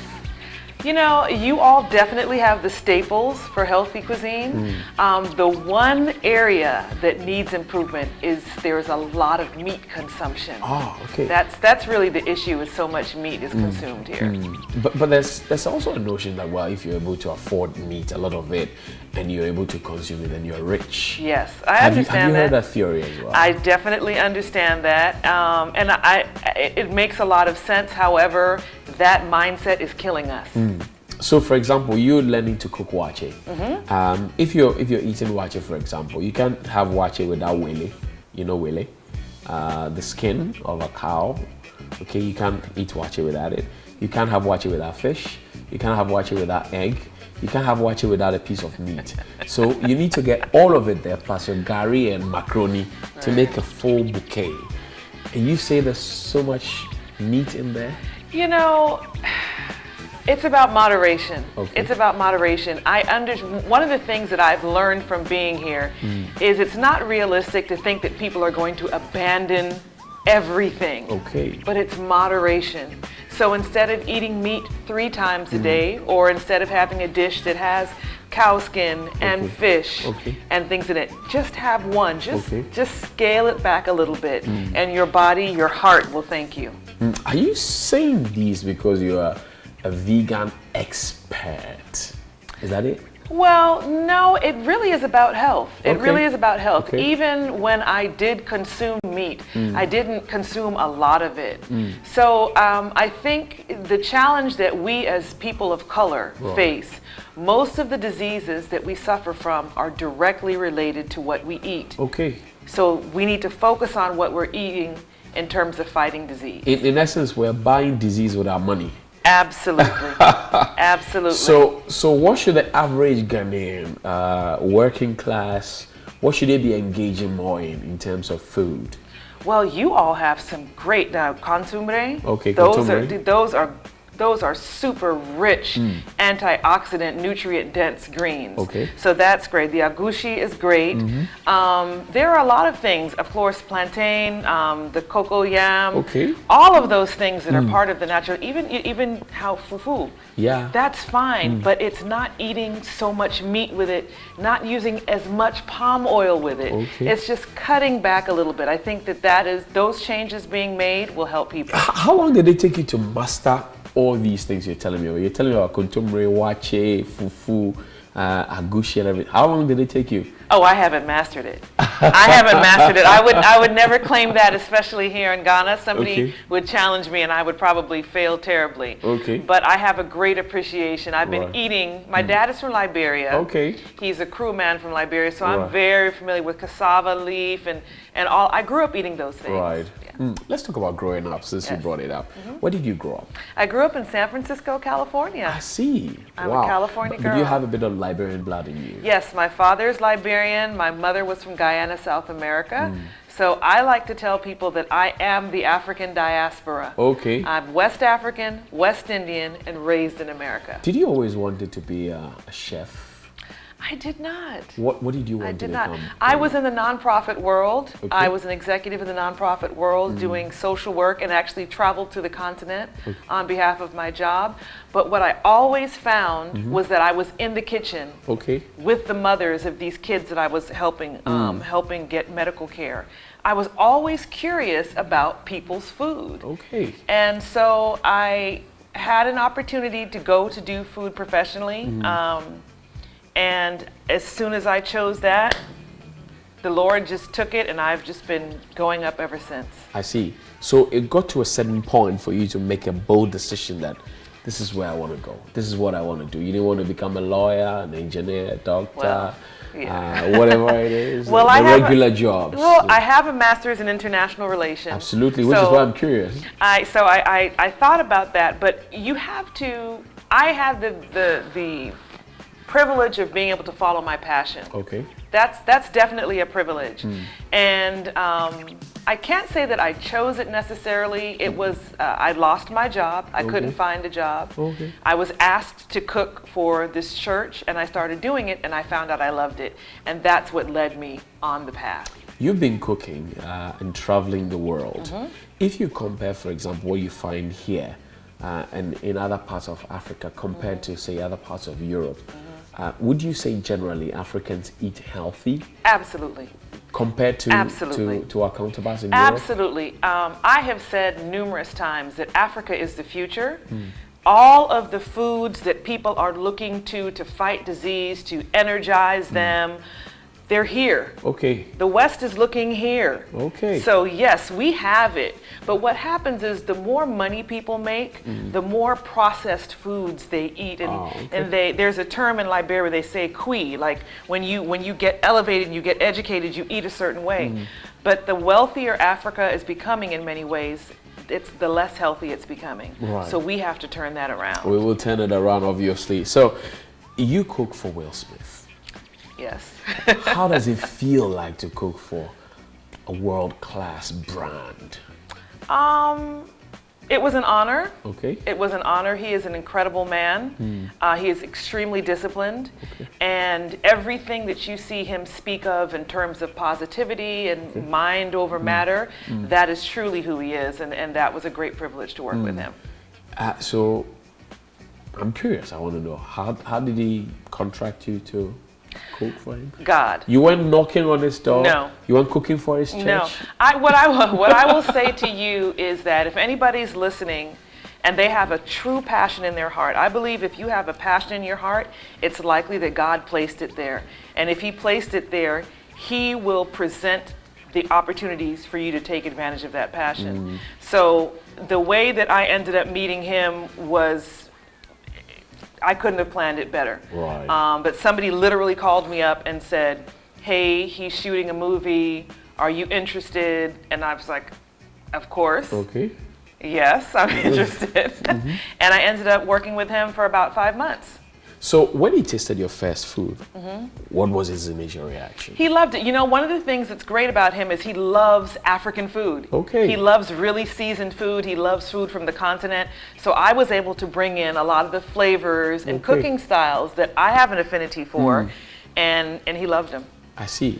So what did you cook for him? I'm curious. Maybe you could cook that for him I fixed today. jollof rice for him. Jollof. Yes. Now, let's have a conversation about jollof. What is your opinion? Is it Nigerian? Is it Ghanaian? Okay, so I will say that Ghanaian jollof rice is better than Nigerian. However, End of debate. Nope. No, don't put a caveat. Liberian jollof rice, or as we say, where this jollof was rice. going. Liberian jollof rice is supreme. But between Ghana and Nigeria, definitely Ghana has Look me eyeball to eyeball and tell me all the 3 strands of jollof we have. Ghana, Nigerian, Liberian. Yes. You honestly think the Liberian jollof is better? Have you had Liberian jollof? Well, you tell me about it. Are you going to make me some? I would love to. Okay. So, I see you're married. Let's talk Yes. about family. Any kids yet? No, I don't have any children. I was an older bride. I have 2 stepdaughters, lovely stepdaughters, and I actually have 3 grandchildren. But I do not have any children of my own. I see, but I see you love your husband very much. Very much so, very much so. I was very fortunate. It took a while to meet him, but it was a great decision. How does he come to the table knowing that you're a very busy person, traveling around, private chef? How do you manage the two? My husband is my priority. Okay. Number 1. He is my priority. Okay. So if that means I have to wake up early or if I have to stay up late. Actually, before I came on this trip, I cooked for an entire day. Packaged things, froze them so he could have things to eat while I was gone. Wow. So you're like a walking factory. Is that it? I guess so. I guess so. I'm blessed, and I told the Lord that I was going to be responsible when He blessed me with my husband, and then that's what I'm doing. So you're in Ghana. Yes. What brings you home? Let me put it that way. And you know what? It does feel like home. So thank you for saying that. Yeah. I am here in Ghana. It's twofold. I have started a plant-based food product line called Afkave.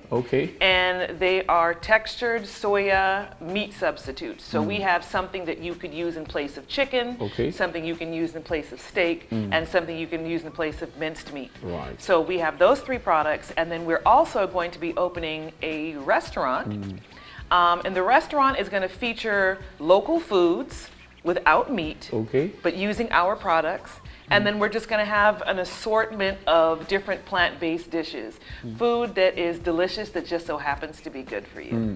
You know, I've been vegetarian for 10, maybe 11 years. You are vegetarian? No, not immediate, not at the moment. Oh, okay. I used to be a vegetarian for 10 to 11 years. And the perception out there is if you're vegetarian, you're poor. Oh, wow. That's in this part of our country. Yeah. If I walk up to the regular wache seller and I bought wache and I don't buy meat, I'm sure, you know, all the 7 guys in this room who are filming and recording everything will say, man, the guy's got no kwacha.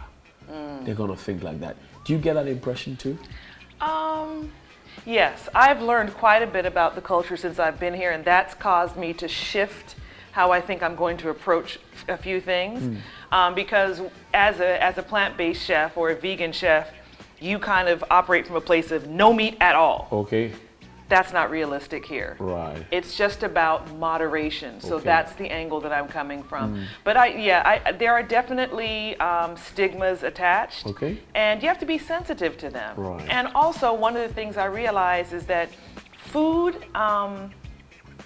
brings comfort. And I'm sure you sit down and you eat a plate of food that reminds you of something your mother made. Exactly. I can't tell you that your mother was feeding you something that wasn't good for you. Right? Actually, my mother makes some of the best palm soups in the world. Really? You got to take off your shoes to eat them because you're going to be twiddling your toes. I believe you. I believe you. Can we go to the kitchen? Yes, now? absolutely. Wonderful. So here we go. We're gonna find. So how long is it going to take for us to get this ready? This will probably be about 20 minutes or so. Wow. So what do we have here? So these are the ingredients for our coconut curry vegetables. So we have pumpkin. All right. This is a local pumpkin. We have carrots. We have chickpeas or garbanzo beans that are very high in protein. We have some red onion, and then this is our curry powder mixture. What's in there? So in here we have curry powder, we have garam masala, we have coriander and cumin and a little bit of garlic powder. That's the magic. That's the magic. That's the magic. And then on the side we're going to prepare some white rice. Awesome. Why do I feel hungry all of a sudden? Can we get started now? Yes, we can. Yes, we can. Okay. So, to turn this on. You can't get this working if you don't have electricity. If you have doomsaw, you can't get it. Yeah, doomsaw is a disco kind of thing that we're doing. Yes. This is what we have. So you're trying to get it warm. Yes. Right? Okay. But you're cooking. You have an element of this is that you fight sickle cell. Yes. With food and other inflammatory diseases. How do you do that? Well, listen. Interestingly enough, cocoa yam. Cocoa yam has a a nutrient in it called thiocyanate. Okay. And thiocyanate stops the cell from sickling. Okay. And there have been studies that have shown that the African Americans, because of the low consumption of that, actually virtually no consumption, because that's something that's here on the continent, it allows the cell to sickle. So while you're here on the continent, you may have the sickle cell trait, it will never develop to full-blown disease because your diet is so rich in thiocyanate that comes from cocoyam. Cocoyam. Cocoyam. Amankani. Yes. Wow, we should be eating a lot of that. Yes. So you would recommend that to somebody who has sickle cell? Yes, I would recommend that you get back to traditional foods. Traditional foods. The farther and farther away Black particular have gotten from the African diet, the more diseases they have taken on. I see. What's this? Coconut milk. Coconut milk. Coconut milk. Wow. I like to use coconut milk because it gives a certain creaminess to food. It's a great substitute if you're using a lot of cream or butter and things like that. That's a great substitute. Coconut milk and this one as well. That's just sunflower oil. Okay. So we've got this hot, yes. Okay. The first thing we're going to do is we want to, you want to cook the curry powder. And so the first thing you want to do is you want to cook the curry powder. In doing so, it releases the fragrance. Okay. And you're going to, very quickly, you're going to smell in here. Yeah, I can smell it. And sometimes curry is actually bitter if it's not done, this is not done to it. So you want to do that, and you see it's going rather quickly. Okay. And then we're going to add those onions. You can help me with those. Yes. Just throw them all in there. All of it? Yep. All right. All of them in there. All of it. Come on, get it. Yeah. Okay, that's a bit more. Well, that's okay. A little bit more, yeah. okay. All right. Okay. This is a really easy dish to make because it's not a whole bunch of stirring. Okay. You're just kind of getting it going. So now we're going to put our carrots in here. Carrot. Okay. Carrots always look good on TV. Carrots are great. They've got beta-carotene. Everything. Everything. Okay. This one in local parlance we say shegum potogum. So you just put everything in there like that. So we're just going to let this cook through a little bit. And what's great about this is it's almost like a stew. So we're going to get all of our vegetables in there. Okay. You don't need to use a lot of oil. I use oil to get the curry and the onions going. Okay. But we try to be careful with oil because you can add a lot of fat and a lot of calories with oil. So it's something that you should be sensitive to. Okay. So while you're trying to eat healthy, you need to watch it as well. Yes, absolutely. Okay. It's smelling good. Okay, so now we're going to take our pumpkin. Okay. Here we go. And just put that in there. All right. Okay. Yep. Nice. And then we're going to continue to stir this up to make sure that that curry mixture gets all over. And you see very quickly it's happening. Yeah. This is like magic. This is the kind of meal that you eat and it gives you everything that you need in the day. And a lot of people have concerns about protein. Okay. Because they feel like if I'm not eating meat, how am I going to get protein? Absolutely. Every single vegetable has protein in it. Okay. So you don't have to worry about that. Every single vegetable. Every single vegetable has protein in it. And then all your pulse, legumes, beans, those things are high as well. So we've got that. And the last thing we're going to add are chickpeas. Okay, here we go. We've added our chickpeas. Yeah. And we're going to stir that up a little more. We're done. Almost there. And so once we get this all mixed up, the last thing we're going to do is we're going to add our coconut milk. Coconut milk. And you know, there's also another thing that I noticed that a lot of people use here are cubes. Cubes are tasty. Monosodium glutamate, you mean? So we're going to pretty much pour this entire thing. Everything? This is our coconut milk. This is going to be a really creamy food. Creamy dish. Oh. Yep. So we're going to mix this up. So now I'm going to add probably just a little more liquid to it. Okay. And we're going to cover it. We're going to let it come to a boil. Okay.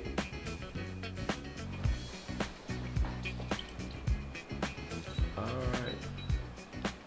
And we're going to wait about 20 minutes. Okay. Our food will be done.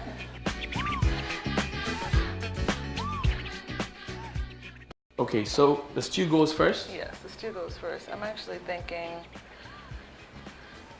all right, so the stew goes first, and then we're going to do some rice. Some rice, okay.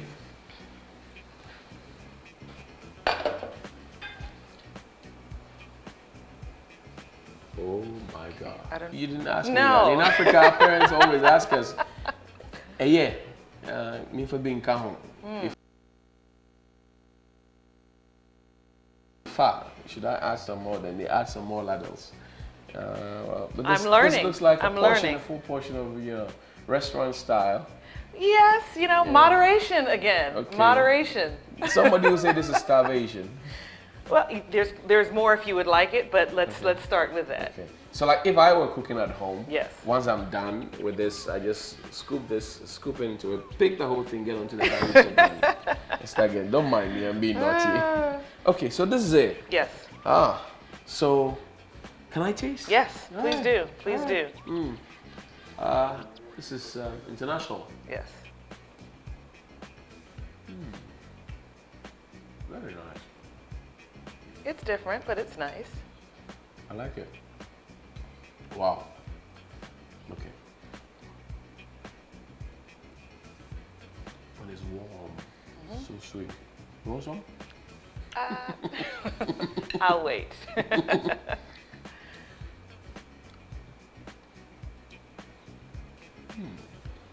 And oil.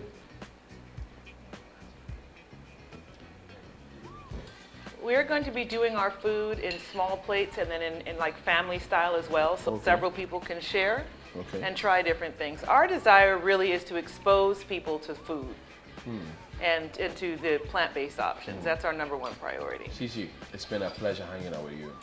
Thank you. Hope to see Thank you again. Thank Hope you. you enjoyed the conversation. I did, very much so. Thank you. And so from all of us here at TV3 New Day, coconut curry vegetable. You can try it at home. It's nutritious.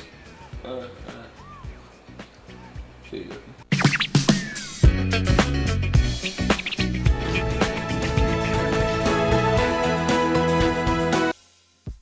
Let's talk politics now. And the NDC is getting all set for its campaign ahead of 2020. And of course, the flag bearership race is beginning to see some momentum. Some have taken off, others are yet to start. And you can certainly see the huge impact it is making as far as the party is concerned. My guest this morning is one of the persons who is asking the delegates to make him lead the party into election 2020. Dr. Eko Spiugabra is here. Good morning. Good morning. Hope you're doing great. Excellent. By God's grace. You've started campaigning. Absolutely. How is it going? Fantastic. Very good. The delegates have not had people come to visit them seeking the flag bearership in at least 8 years or more. That's what they tell me, because in 2012 there was no contest for the NDC flag bearership when President Atamios unfortunately was called into eternity and President Mahama inherited the presidency. There was a view that there was not much time for campaigning and to allow people to contest. So we all allowed President Mahama to go ahead and no contest. 2016, President Mahama was a sitting president. Again, there was a view that it would be awkward to contest against your sitting president. It would create divisions in the party. So all these now 9 or 10 people who could have been candidates then all accepted and allowed him to have no contest access to the presidency. Now we lost the 2016 election and the party is reflecting on its losses and looking for ways to correct the losses. The delegates, when I interact with them, themselves tell me, when I ask them which are the 2 or 3 main reasons why we lost 2016, they say, well, we were accused of being incompetent by MPP, and we're also accused of being corrupt by MPP. And so I said, well, so what is the solution to that? And I said, well, we must make an effort to find a candidate who is neither corrupt nor someone who can be deemed to be incompetent. And I said, well, then I'm here to answer to those particular concerns, because by God's grace, in 25 years of serving this country in numerous positions, in 4 ministerial portfolios, education, communication, trade and industry, and mines and energy, as ambassador to the United States, as chairman of several boards, including the National Communication Authority Board, the VAT Value Added Tax Board, the Ghana Free Zones Board, etc., etc. Not a single whiff, not a single whisper of financial malfeasance or corruption has been ever reflected or alleged in my direction. Number two, in terms of competence, based on these places I've worked, and having worked for the 4 most important international organizations whose work affects Ghana, the United Nations as a board member of UNESCO, the African Development Bank as head of communication for the whole world of the bank based in Abidjan, at the International Finance Corporation within the World Bank Group, and at the Commonwealth Telecom Organization, where I was the chief executive officer, the first African in 100 years to get that position. I think I've demonstrated more than adequate competence for most Ghanaians and the international community to observe. So on those 2 grounds of competence you stand and corruption, tall among the candidates. That is what the delegates are telling me. The NEC lost the elections in 2016. It's not individuals in the party. You are a member of that government. So how do you take yourself out? I don't take myself out. I was part of the government, but I think everybody recognizes that when you go to a war and you lose the war, there are generals who sat in the control room and took decisions. There were those who were the colonels and majors on particular battlefields. So you can see that an army has lost a war generally. But then maybe General Rommel or somebody was very effective in a particular wing of the war and did very well in that area and overtook the troops and overtook some hills or whatever it is that he achieved. So people have observed me personally working in a government. Even a team that loses a soccer match, somebody may have scored a goal in that team that lost the match. So you're the star of that team? No, not necessarily the star. There are many other stars. Some of them are also coming up as flag bearer candidates. Some may be stars who just choose not to present themselves for leadership of the party. But I'm saying that when it comes to the issues of competence and corruption, our delegates say I am the man. But the third issue that they're also dealing with is that the party needs total rebranding. It must present a new and improved NDC for the people of Ghana to take us seriously. How do we do that? And the rebranding, when I ask them, what professions do rebranding? Is it doctors? Is it engineers? Is it dentists? Is it chemical weapon makers? They say, no. They use the word marketers, communicators, advertising people. And it turns out, almost by accident or by God's own divine decision, that I am the one amongst the group who has practical experience, provable experience in taking brands in this country, whether it's Accra Brewery Club products, when I was 21, 22 years old, working for the second largest advertising agency in Ghana, and turning them around, whether it's State Insurance Corporation, whether it was Pfizer, Danafco, Ford Motor Cars, Firestone Products, British Airways, then British Caledonian, Lufthansa, Alitalia. I've done all those things in Ghana. Then went to the United States and now branded whole countries.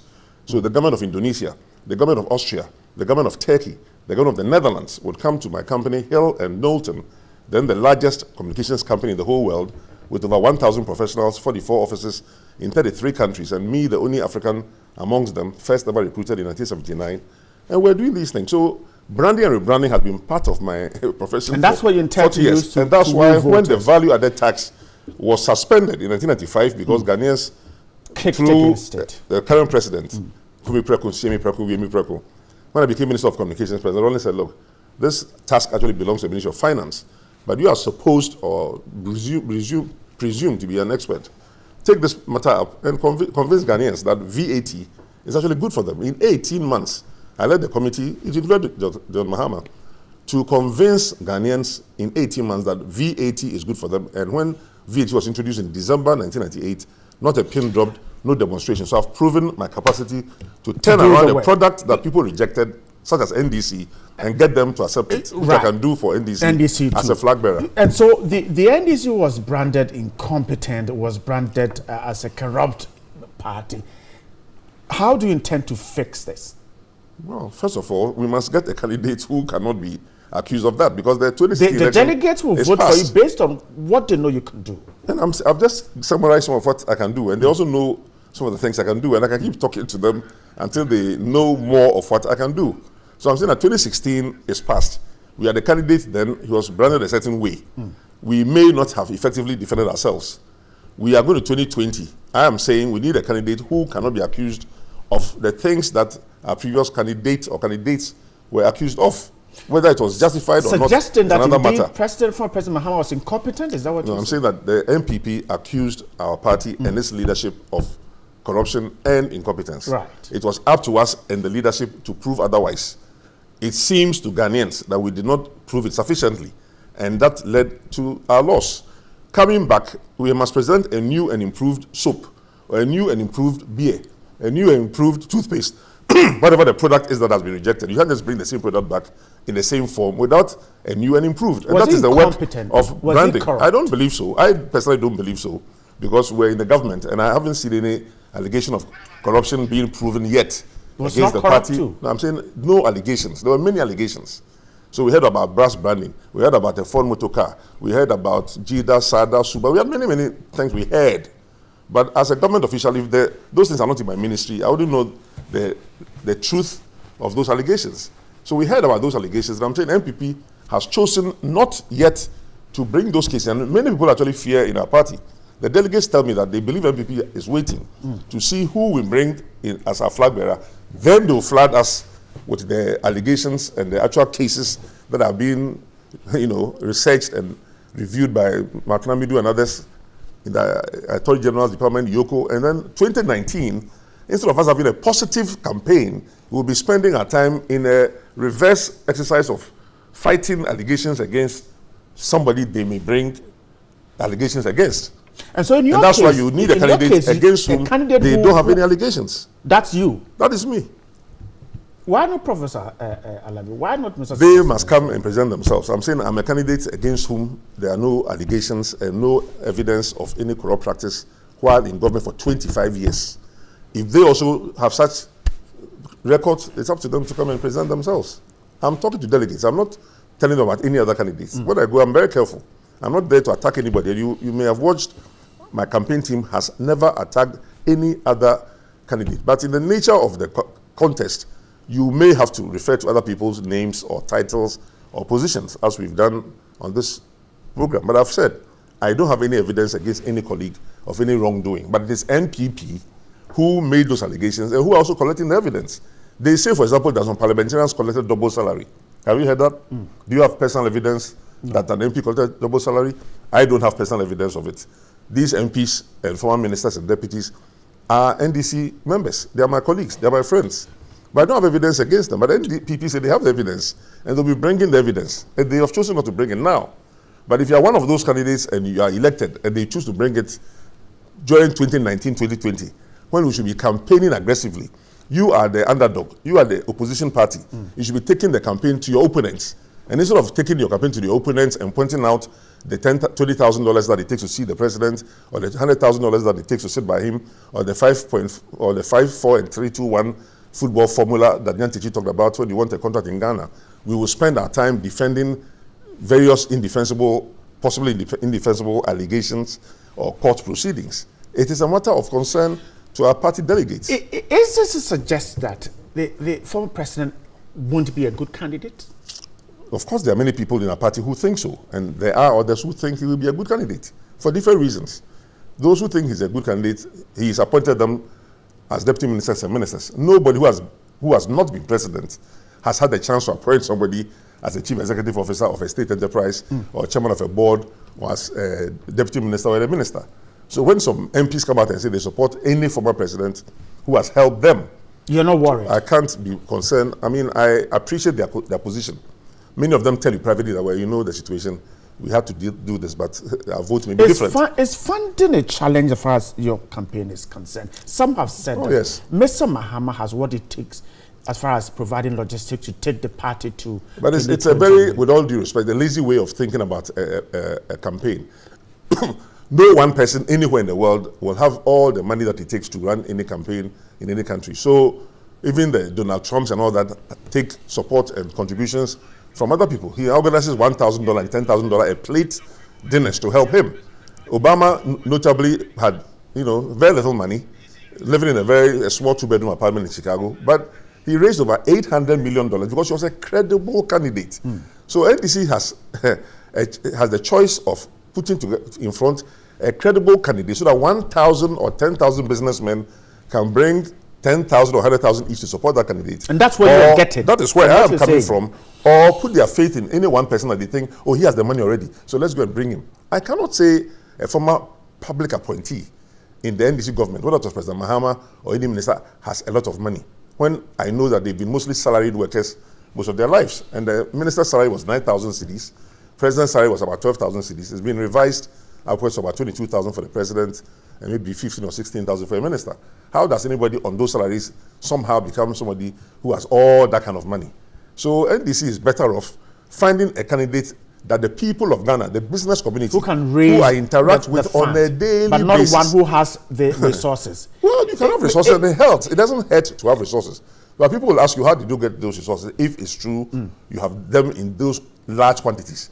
You need $50 million to $100 million these days to run a national election and hopefully win. If any one person says he has that money and who served in NDC, well, then that person has to convince Ghanaians where and how he got that money. But I believe that there's $100 million or more waiting for NDC if we select a good candidate that the business community will support. Like I am the person they are supporting right now. The business community is behind you, but if you look at the race, Professor Alabi has gotten some endorsement from big wigs in the party. Mr. Mahama same. You seem to be on the ground. You're not worried the fact is that about people forget that when it comes to democracy and elections, the thumbprint of the Queen of England or the Shah of Iran or the King of Saudi Arabia is one. And the thumbprint of a Kayayo or a mechanic, who also is a delegate, is one. So I'm looking for numbers, not for prestigious endorsements of 2 people or 3 people who may or may not even be delegates. They do not work? But I appreciate the endorsement of anybody, and those who are getting endorsements. You're suggesting they don't work, endorsement don't work. I'm saying the endorsements may have a role. Right. But they cannot overturn the anger and frustration of hundreds of thousands of NDC members who have now swept through branch elections. Over 60 to 70% of our former branch executives have been swept away. About 70 to 80% of some constituency executives have been swept away. So the old order changes, giving way to the new. There's a wind of fresh air blowing through the party from the base, the branches, all the way through the constituency executives, through the regional executives, and all the way through the flag bearership. So you can find some regional chairmen are not even standing anymore. There are members of parliament who have even declared that they will not stand anymore. There are many other people in the party who are trying to change their position from one position to another at the national headquarters or at the regional level. And that all means there's going to be change. Change is a difficult thing for most human beings. It can be a painful process for most human beings. And yet without change, no country moves forward. So NDC must also change. Change may be difficult because we get used to what we are comfortable with. We have a comfort zone. We are used to what we know. So let's go with what we know. But even if what we know maybe a former president, we also have somebody like myself who stood for the leadership of the party in 2006. So in 2006, I had the honor and privilege of going around the whole country to campaign to be a leader of the party. In 2010, I also became a vice chairman of the party. Again, I had to go around the whole country to campaign to be a vice chairman of the party. And currently, I'm going around the country to campaign. Some people haven't had that opportunity or that privilege to even campaign at constituency level.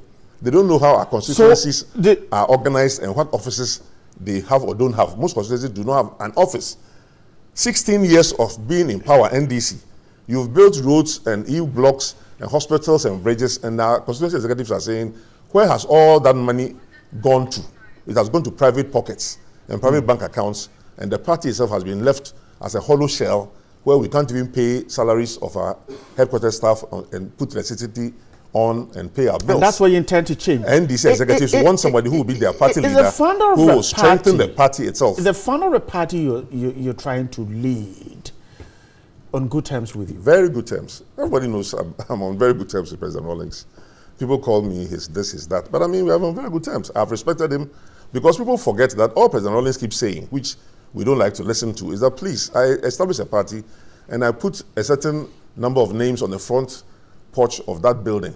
Integrity, probity, and accountability. I want to see my ministers, my presidents, following those precepts. It's like any pastor or any bishop who comes to preach the word of God and the 10 commandments and what thou shalt do and what thou shalt not do. And many Christians, we are all sinners. The bishop himself may agree to be that he's a sinner, but we are all trying to do well to earn the, inheritance in heaven. The Muslims also have the same thing. So if you have a malam or an imam who is preaching Quran and he says you should fast 1 month in a year, You should also pray 5 times a day. You should try and go to Mecca. And some people don't like it. They may blame the imam or the malam instead of themselves. Great. We're getting ready to wrap up our conversation, but now you're going into a contest. You were reported to have said that you're prepared to take another position in case you lost, which you have denied ever saying that. No, yes, you have denied saying that. Absolutely. What is your ultimate for you? The position that is vacant is the flag bearership of the NDC, which leads to the presidency of Ghana. There's no position vacant for Deputy General Manager of TV3. Then you apply for it. The advertisement, the paper says, we want a General Manager at TV3. Then you go and apply for Deputy General Manager. It doesn't make sense. Your application will be thrown away. So the position available is the presidency of Ghana in 2020 through parties such as NDC, who must elect their own leaders. So I'm seeking to be the leader of the NDC, and I've been second in a race of this nature 12 years ago. Right. So going by what some of the delegates say is the practice in other fields of endeavor. You're a beauty queen, and they find you having been involved in pornography, they withdraw the crown from you, they give it to the number 2. If you're a gold medalist in the Olympic Games and they find you having taken drugs, they give it to the runner-up. But we are already a constitution. The constitution requires that if a president dies, his vice president inherits the crown. And that's what happened in 2012 when President Mills died. But other than for that constitutional process, there were those who will argue that I ought to have been the natural front runner. But any president who comes into a race, as President Mahama has done, starts off as the front runner. Okay. Without any question. So that's what we all have to catch up in one way or the other. Your party said from the onset that this is a campaign they are hoping to see it being very decorous and decent. The comments by some of your competitors, let me put it that way. For instance, Mr. Bagmin about people with disabilities. In good taste? I will not use those words. I respect everybody, irrespective of their physical, mental, spiritual, or financial disabilities. Because all of us, as we sit here, we have various disabilities. Some of which are visible, others are not visible. So somebody may have a disability in personality, a disability in character, a disability in his spirit. You can't see it. So I will not use somebody's physical disability against it, but I think the Constitution of Ghana itself protects the interests of those with disability, and we have even ministers that are expected, or ministries that are expected to support people with disability. I wouldn't say those things, but that's what he has chosen to say. Should the party sanction such persons who the party headquarters knows all the rules that they have to engage people who do things against party rules. But there are people in the party headquarters who have also been breaking many of these rules since last year, supporting one candidate openly, repeatedly, and the party has not sanctioned such people. And so you don't like that? No, it weakens the party's Where you find a party national organizer, for instance, procedures. supporting one candidate? You don't like and that? I'm saying that the party headquarters must show they have teeth. If they don't show they have teeth in respect of one person, then they lose the moral capacity to then attack another person who may do the same thing. That's why I have cautioned all those very senior members of the party, members of the Council of Elders, members of the National Executive Committee who support me, that please, you hold your support. You don't need to come out and endorse me. Help me in the ways that we've agreed, and let's go around and get a job done. What is wrong with party executives supporting a candidate they feel can work well for the party? They can do that, but not declare it publicly, because it distorts the thinking of the rank and file, who may be in Waliwale, Bumprugu, Asakarangwa, Chito, and may not know why Mr. A or B is saying he supports Y or Z, even if they explain it. It distorts their thinking. So leave them think independently. Let the delegates or the candidates in our case go and present ourselves to these delegates. Let them measure us up. Let them see our strengths and our weaknesses as they perceive them, and let them take their decisions independently. It's what most people that support democratic practice will encourage. You go out there and speak to delegates. Now, from what they tell you and what you have for them, is Dr. Spiogabra the person they will pick? I believe so, because I'm the only one who has presented to them a 7-point agenda for strengthening. So let's talk about that 7-point. That's where I was going. The party has a huge tag. You have said it. Right. The tag of incompetence, the tag of corruption. The Not 7 true, points. but that's yes. presented by MPP. How do you wipe that? No, I don't wipe that through with a 7-point agenda. Not through strengthening the party structure. That's different. I wipe that by presenting myself as somebody who cannot be reasonably accused of incompetence and corruption by the MPP. That's how I present myself on those particular tasks. But as far as 7-point agenda, strengthening the party structure. structures. You go around the country and party constituency executives are meeting under trees in old school buildings, in somebody's backyard, etc. They don't have any offices. Even the party headquarters in Accra can't pay its bills. Regional office, which used to be the party headquarters in Accra, for Greater Accra, has difficulty paying various bills. And they all have arrears all over the place. So they wonder, how come we've been in office for 16 years as a party? We've built so many schools and so many hospitals, and people have made all kinds of money from the party, but the party structures have not been attended to. That is the main problem of the party. So that's what I say I will help the party to build constituency offices. I will help us create welfare committees at the regional level, at the national level, at the constituency level, to help those of our members who need various kinds of help, because everybody needs help. I will help to develop business development committees. One of the weaknesses of NDC is that because we came from a left of center revolution background, people don't either know, believe, or practice business. If you go to any party meeting of 50 people, you ask them, how many of you own a business? Less than 10% will raise their hands. We need a party like NPP who have a lot of business people, who are entrepreneurs, who can stand on their own feet, who are not looking just for government contracts or handouts or appointments to survive. I've talked about the party's women's wing, which is to be very, very strong under President Rawlings and Nana Akufo-Addo Rawlings, where 31st December Women's Movement had over 1 million members at a certain time. But the women were strong because they had been taught income-generating activities, how to do batik and tie and dye, and to do rabbit rearing and beekeeping, and fish farming and zomi making and gari processing, all kinds of little things to keep them financially strong. And then they came and strengthened the party. But MPP came through 12 different agencies against the 31st December movement between 2001 and 2005 and basically crippled it. Everybody was attacking the SHRAD, SFO, BNI, CID, all regional administrations, all district chief executives. Anyway, so that's another movement. Then also a credit union for the NDC. NDC needs its own financial institution. A credit union is a very simple type of body. I helped to strengthen the one at the Action Chapel when I was chief executive officer. I was a member of the credit union of the World Bank, which almost every World Bank staff member, IMF, all have their bank accounts in. Everybody who joins the credit union is also a shareholder of the credit union. When their profits is distributed to you. So you can have your bank account wherever you want, but you keep 500, 300, 700, 2,000 cedis in the NDC credit union to strengthen the NDC and help the NDC also come to do various things to strengthen the party. And that is what will translate into vote for the party. It will translate to strengthening the party, which if you have the right candidate or candidates, adding members of parliament as well, translate into votes. Yes. In 2016, the party pursued a campaign strategy. What was wrong with it, and how would you pursue a new strategy if you get the nod? I asked NDC delegates when I meet them, please tell me what was NDC's message for the people of Ghana in 2016. 50 people in the room. In fact, 58 communicators were in Ashanti region 2 weeks ago when I met them on a Friday. You are communicators, so you should know what NDC communicated. Please tell me what NDC told the people of Ghana in 2016 they would do for them. Total silence. I'm telling you. They are there. You can ask them.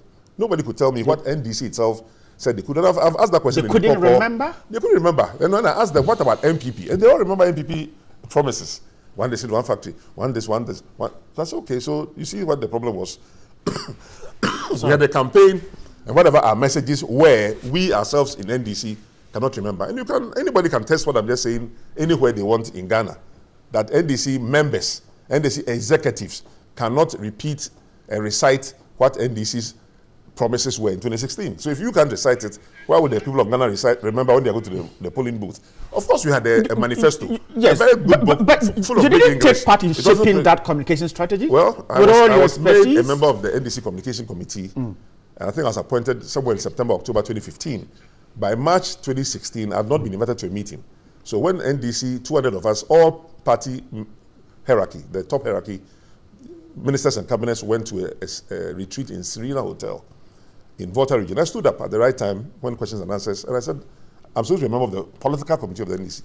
I'm also supposed to be a member of the communication committee of the NDC. It's now 6 months since those committees were established. I have not been invited to any meeting. Is anybody going to invite me to a meeting? At the end of the meeting, nobody answered those questions, and I'm telling you that from that day in March 2016 till today, nobody has also invited me to any communication. You didn't complain again? And following... You did not complain I again? did, but I won't tell you where I complained because it was to particular individuals.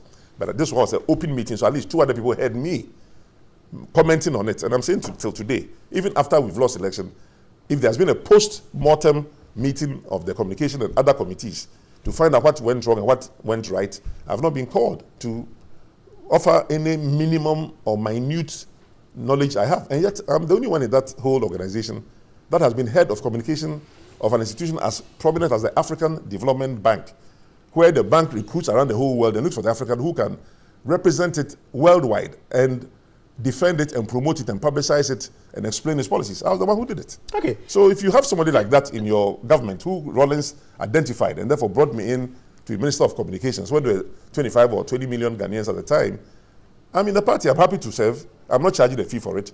When I do consultancies outside this country, I can be paid $1,000 a day. I see. So why would you not use my free services when it's for available? your own party? You're vying for a position that could see you be a potential president of this country. Let me take you to national politics.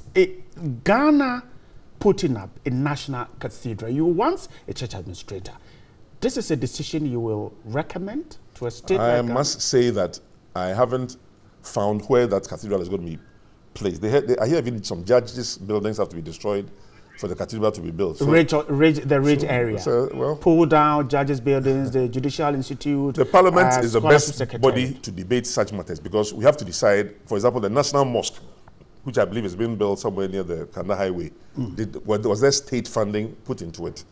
What should be the national policy? You have a Ministry of Culture, or at least National Commission on Culture, Ministry of Chieftaincy, and such bodies should be tasked with debating the merits or demerits of national mosques, national cathedrals, national shrines, or whatever it is that people believe in Ghana. It's a matter of faith. And whether the government should be supporting people go to Mecca, for example, whether it should support people going to religious pilgrimages in Israel if they are Christians, and what other faiths we have. So this is not a matter which one could resolve on a television program. You would take decisions on running an economy. You put up some buildings 5 years ago. Would you take a decision to pull down those buildings and put in its place a national cathedral?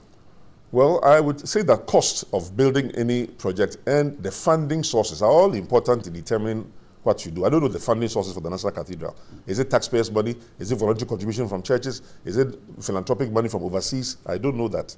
And so, and there's land. Is it state land? Is it private land? You know, so there are many projects that require removing one building in order to put another building there. But whether a national cathedral deserves to remove 12 judges' buildings to put there, I'm not in the state to give you an opinion today. I like to read opinions of men and women who have had the opportunity to reflect on it from a circumferential point of view. I believe in what I call circumferential thinking, where you look at the problem from all sides: the religious dimension, the financial dimension, the land dimension, the relocation of people dimension, and whatever other dimensions there might be. My final question: You said you win the by race. God's grace, always by God's grace. If you don't win, only by God's grace. If you don't win, I intend to win. By God's grace, I intend to win. I think President Mahama said something which I think all other flag bearer candidates will say, that he said he will support whoever the NDC elects as his flag bearer. And I think all of us can commit to support whoever the NDC elects as his flag bearer, because we have supported previous flag bearers when they were elected. We supported President Mahama. I printed T-shirts with his image and the image of parliamentarians. So I give to over 100 parliamentarians. I give them motorbikes and money from funds that I raised from various sources. So if you don't I did the same for President Mills when I didn't win. Position when President Mills won the flag bearership in 2006, if you don't I will win the election and I will support whoever becomes the flag bearer. But if you don't win, would you agree? I intend to win. I intend to win. Thank you very much. He's vying for the flag bearership of the NEC, Dr. Ekospio Garba. I'm grateful for your time with us this morning. Thank you so much. And thank you there for staying here with us. New Day is wrapping up. We're back same time tomorrow morning at 6 a.m. I was here with Dr. Nanama Ajiman and Johnny Hughes. My name is Bright Nanavo. Have a wonderful morning and stay right here on TV3.